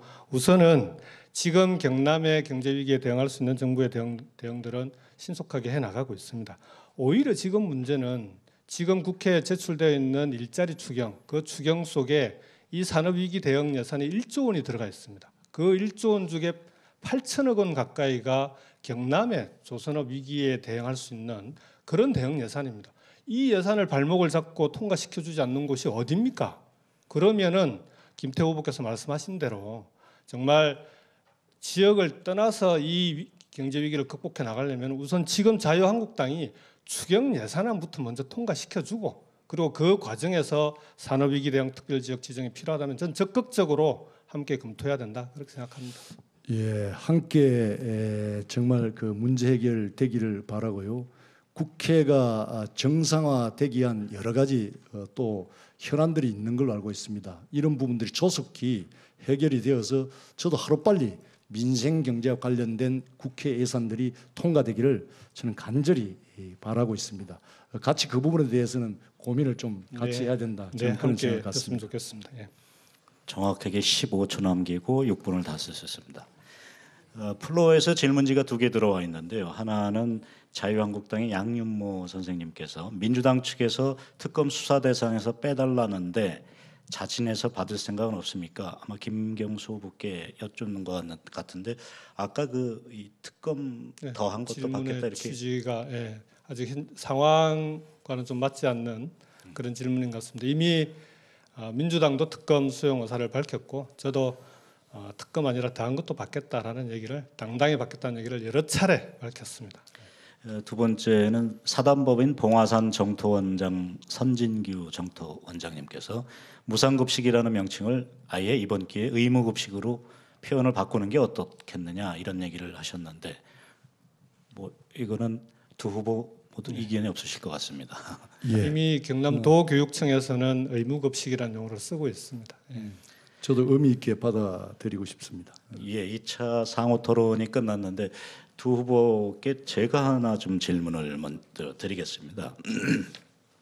김경수 후보께 먼저 여쭤보겠는데 아무래도 김경수 후보 아까 처음부터 얘기하셨지만 요즘 그 드루킹 때문에 아주 핫한 사람이 됐다 그러는데 드루킹 사건에 대한 그 일반 여론의 온도와 그 김 후보께서 느끼는 온도 차가 좀 있는 것 같습니다. 그 온도 차라는 건 뭐냐 하면은 김 후보께서는 법에 그 위반된 일은 한 일이 없다 그렇게 말씀을 하시는데 이 여론의 입장에서 볼 때는 예를 들어서 이 드루킹이 추천한 사람을 결국 그 청와대에서 법무비서관이 만나줬고 그 다음에 또 이런 부분들이 결국은 김경수 후보께서 그만큼 어떻게 보면 권력의 그 이 핵심부하고 이렇게 좀 가깝기 때문에 그래서 아마 그런 부분들 그리고 또 경찰이 수사 과정 초기 수사 초동 수사 과정에서 의욕을 보이지 않은 부분들 이런 부분들에 대해서 일반 여론이 느끼는 거는 김 후보가 비록 잘못한 것이 없다 하더라도 알아서 긴 우리 뭐 속된 표현은 알아서 긴 게 아니냐 뭐 이런 부분들이 자꾸 의혹을 부풀리는 것 같습니다. 여기에 대해서 김 후보께서 좀 이번 기회에 좀 말씀하실 게 없으신지. 개인적으로 이번 사건은 수사 중에 있고요. 그렇게 해서 수사를 통해서 명명백백하게 무엇이 문제인지 그리고 불법은 뭐가 있었는지를 밝혀내는 것이 최우선적인 과제라고 생각합니다. 그리고 그 과정에 제가 필요하다면 어떤 협조도 그리고 어떤 조사도 다 받겠다라는 말씀을 드렸습니다. 다만 우리 박성희 사회자께서 지적하신 대로 제가 의원실에 일을 하든 함께 일을 하든 직원이 500만 원이라고 하는 금품을 수수하고 비록 제가 그 사실을 안 직후에 반환을 지시하고 사직서를 받는 조치를 하긴 했습니다만 직원을 제대로 살피지 못한 책임 이런 부분에 대해서는 당연히 국민들에게 송구하게 생각합니다. 그렇지만 이 사건의 진행 상황들과 관련해서 저는 지금도 떳떳하고 그리낄 건 없다. 오히려 이 사건을 정치 공세의 장으로 삼는 그리고 선거 시기가 다가오니까 실체와 무관하게 부풀려진 여러 가지 사실들로 마치 엄청난 의혹이 있는 것처럼 만들어 나가는 이런 정치권의 행태도 이번 기회에 함께 극복돼야 되는 거 아니냐 저는 그렇게 생각합니다. 예, 감사합니다. 김태호 후보께 여쭙겠습니다. 그 모두 발언에서 권력은 견제받아야 한다고 말씀하셨습니다. 맞는 얘기입니다. 권력은 견제받아야 됩니다. 그런 측면에서 제1야당의 역할이 굉장히 소중합니다. 제1야당이 제대로 견제할 때 권력도 겸손해질 수 있다고 생각합니다.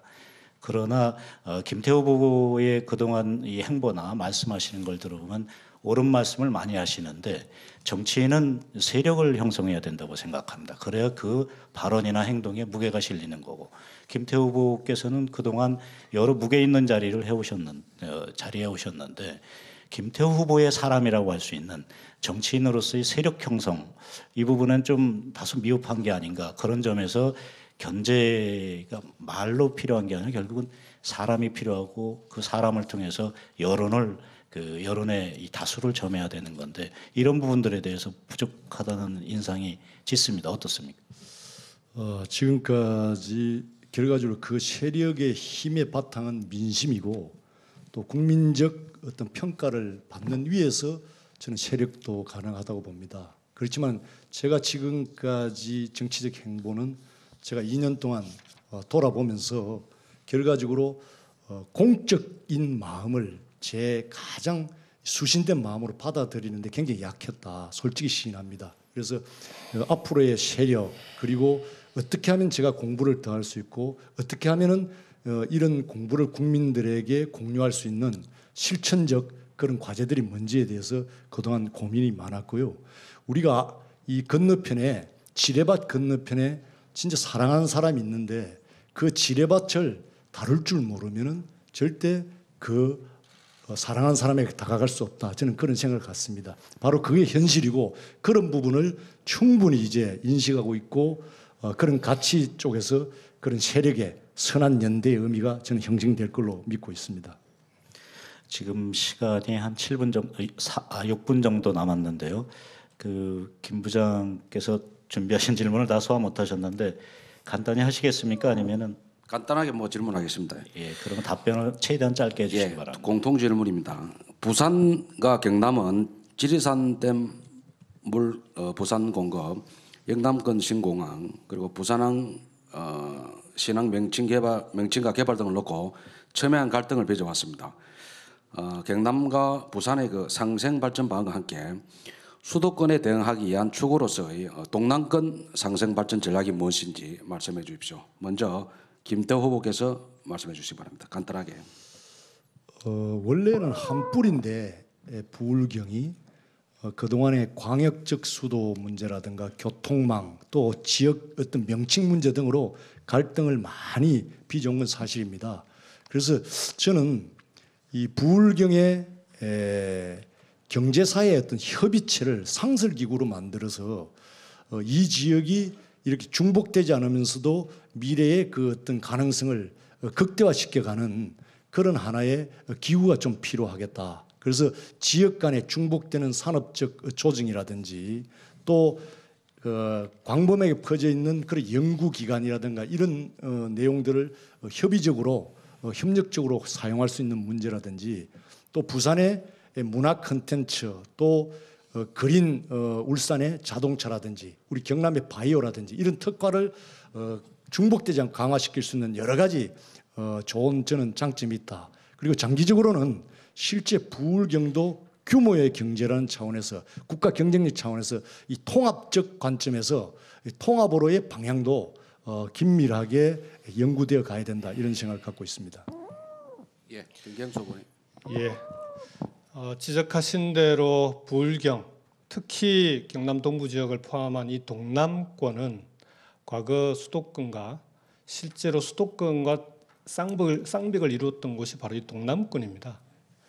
다시 동남권의 광역 경제권을 회복해야 됩니다. 그동안 광역교통본부라든지 김태호 후보께서 말씀하신 대로 광역행정을 위한 노력이 있긴 했습니다. 그런데 광역교통본부는 설치됐다가 다시 해체됐습니다. 이유는 협의기구의 한계 때문입니다. 협의만 하고 실행이 되지 않으니까 지역 간의 갈등 문제를 해결하기가 어려운 겁니다. 이제는 지리산 댐 갈등 문제는 식수 문제인데요. 이런 부분들은 낙동강 유역의 수질 개선, 이거는 국가적인 문제이기도 합니다. 물관리 일원화를 통해서 풀어나가야 되는 이런 광역의 문제를 함께 풀어나갈 수 있는 단지 협의만 하는 기구가 아니라 협의하고 논의해서 결론이 나면 그걸 함께 실행할 수 있는 그런 정도의 그 권한을 갖는 그런 동남권 광역행정기구가 꼭 필요하다. 동남권뿐만 아니라 서부 경남의 경우에는 저는 호남 동부 지역의 광양, 여수, 순천까지 아우르는 그 지역까지 함께하는 영원함의 광역경제권을 통해서 서부 경남의 발전도 함께 만들어가는 그런 좀 경남에 국한되지 않는 그런 광역경제권, 광역행정을 만들어가야 되는 거 아니냐 그렇게 생각합니다. 예, 시간이 다 돼서 마무리 발언은 1분씩 듣겠습니다. 아까 그 추첨 순서에 의해서 그 마무리 발언은 김태호 후보 먼저 하시고 김경수 후보 하시겠습니다. 역사는 또 공가가 있고 또 이걸 진영 논리로 흑백으로 또 과거와 미래로 구분하는 것 자체가 저는 가장 큰 적폐가 될 수 있다. 이 도덕적 목적을 위해서 비도덕적 수단을 쓰는 것도 나쁘지만은 비도덕적 목적을 위해서 도덕적 수단을 쓰는 것은 더 나쁘다. 길어지면 이렇게 여론화될 가능성도 저는 있다고 봅니다. 견제해야 됩니다. 독주는 국가도 국민도 저는 불행하다고 봅니다. 제가 야당 시절 도지사로서의 전국 최고 수준의 경제 성장률을 이룩한 경험이 있습니다. 이 성장의 DNA를 복원시켜서 지금 위기의 경남을 살려가는데 사력을 다하겠다는 말씀을 드리고 싶습니다. 그래서 저는 이번 선거에서 꼭 싸워서 이기고 싶습니다. 대한민국을 사랑하고 경남을 사랑하기 때문입니다. 감사합니다. 김경수. 네. 오랜 시간 토론회를 끝까지 지켜봐 주셔서 감사드립니다. 경남은 정말 아름다운 곳입니다. 통영에 가면 다라공원이라는 곳이 있습니다. 그곳에서 내려다보는 한려수도, 다도의 바다는 정말 아름다운 곳입니다. 경남은 그렇게 아름다운 곳이 많은데, 그리고 경남은 그렇게 아름다운데 우리 도민들의 삶은 힘겹고 어렵기만 합니다. 지난 시기에 경남을 이렇게 위기로 만들었던 낡은 사고, 낡은 방식이 경남을 이렇게 위기에 빠지게 만들고 도민들의 민생을 어렵게 만들었습니다. 이제는 진정으로 도민을 위한 경남으로 다시 태어나야 된다고 생각합니다. 역사를 보면은 리더의 상상력이 정말 중요합니다. 지금 남북 관계를 보더라도 리더의 상상력이 얼마나 중요한지를 단적으로 보여주고 있습니다. 우리 경남에도 그런 새로운 상상력을 가진 새로운 사람, 그리고 새로운 방향이 꼭 필요합니다. 저는 이번 지방선거가 김태호 후보와 저와의 싸움이라고 생각하지 않습니다. 누가 경남을 살릴 것인지, 누가 경남 경제를 지켜낼 것인지, 경남 경제를 제대로 살릴 것인지를 함께 만들어가는 과정이라고 생각합니다. 그 속에서 경남도민들이 경남의 운명을 바꿀 사람이 누구인지를 선택하는 선거가 될 수 있도록 최선을 다하겠습니다. 고맙습니다. 마지막 발언에서야 시간을 초과하신 것 같습니다. 여러분 모두 수고하셨습니다. 들으셔서 알겠지만 두 후보 모두 대한민국의 소중한 정치적 자산입니다.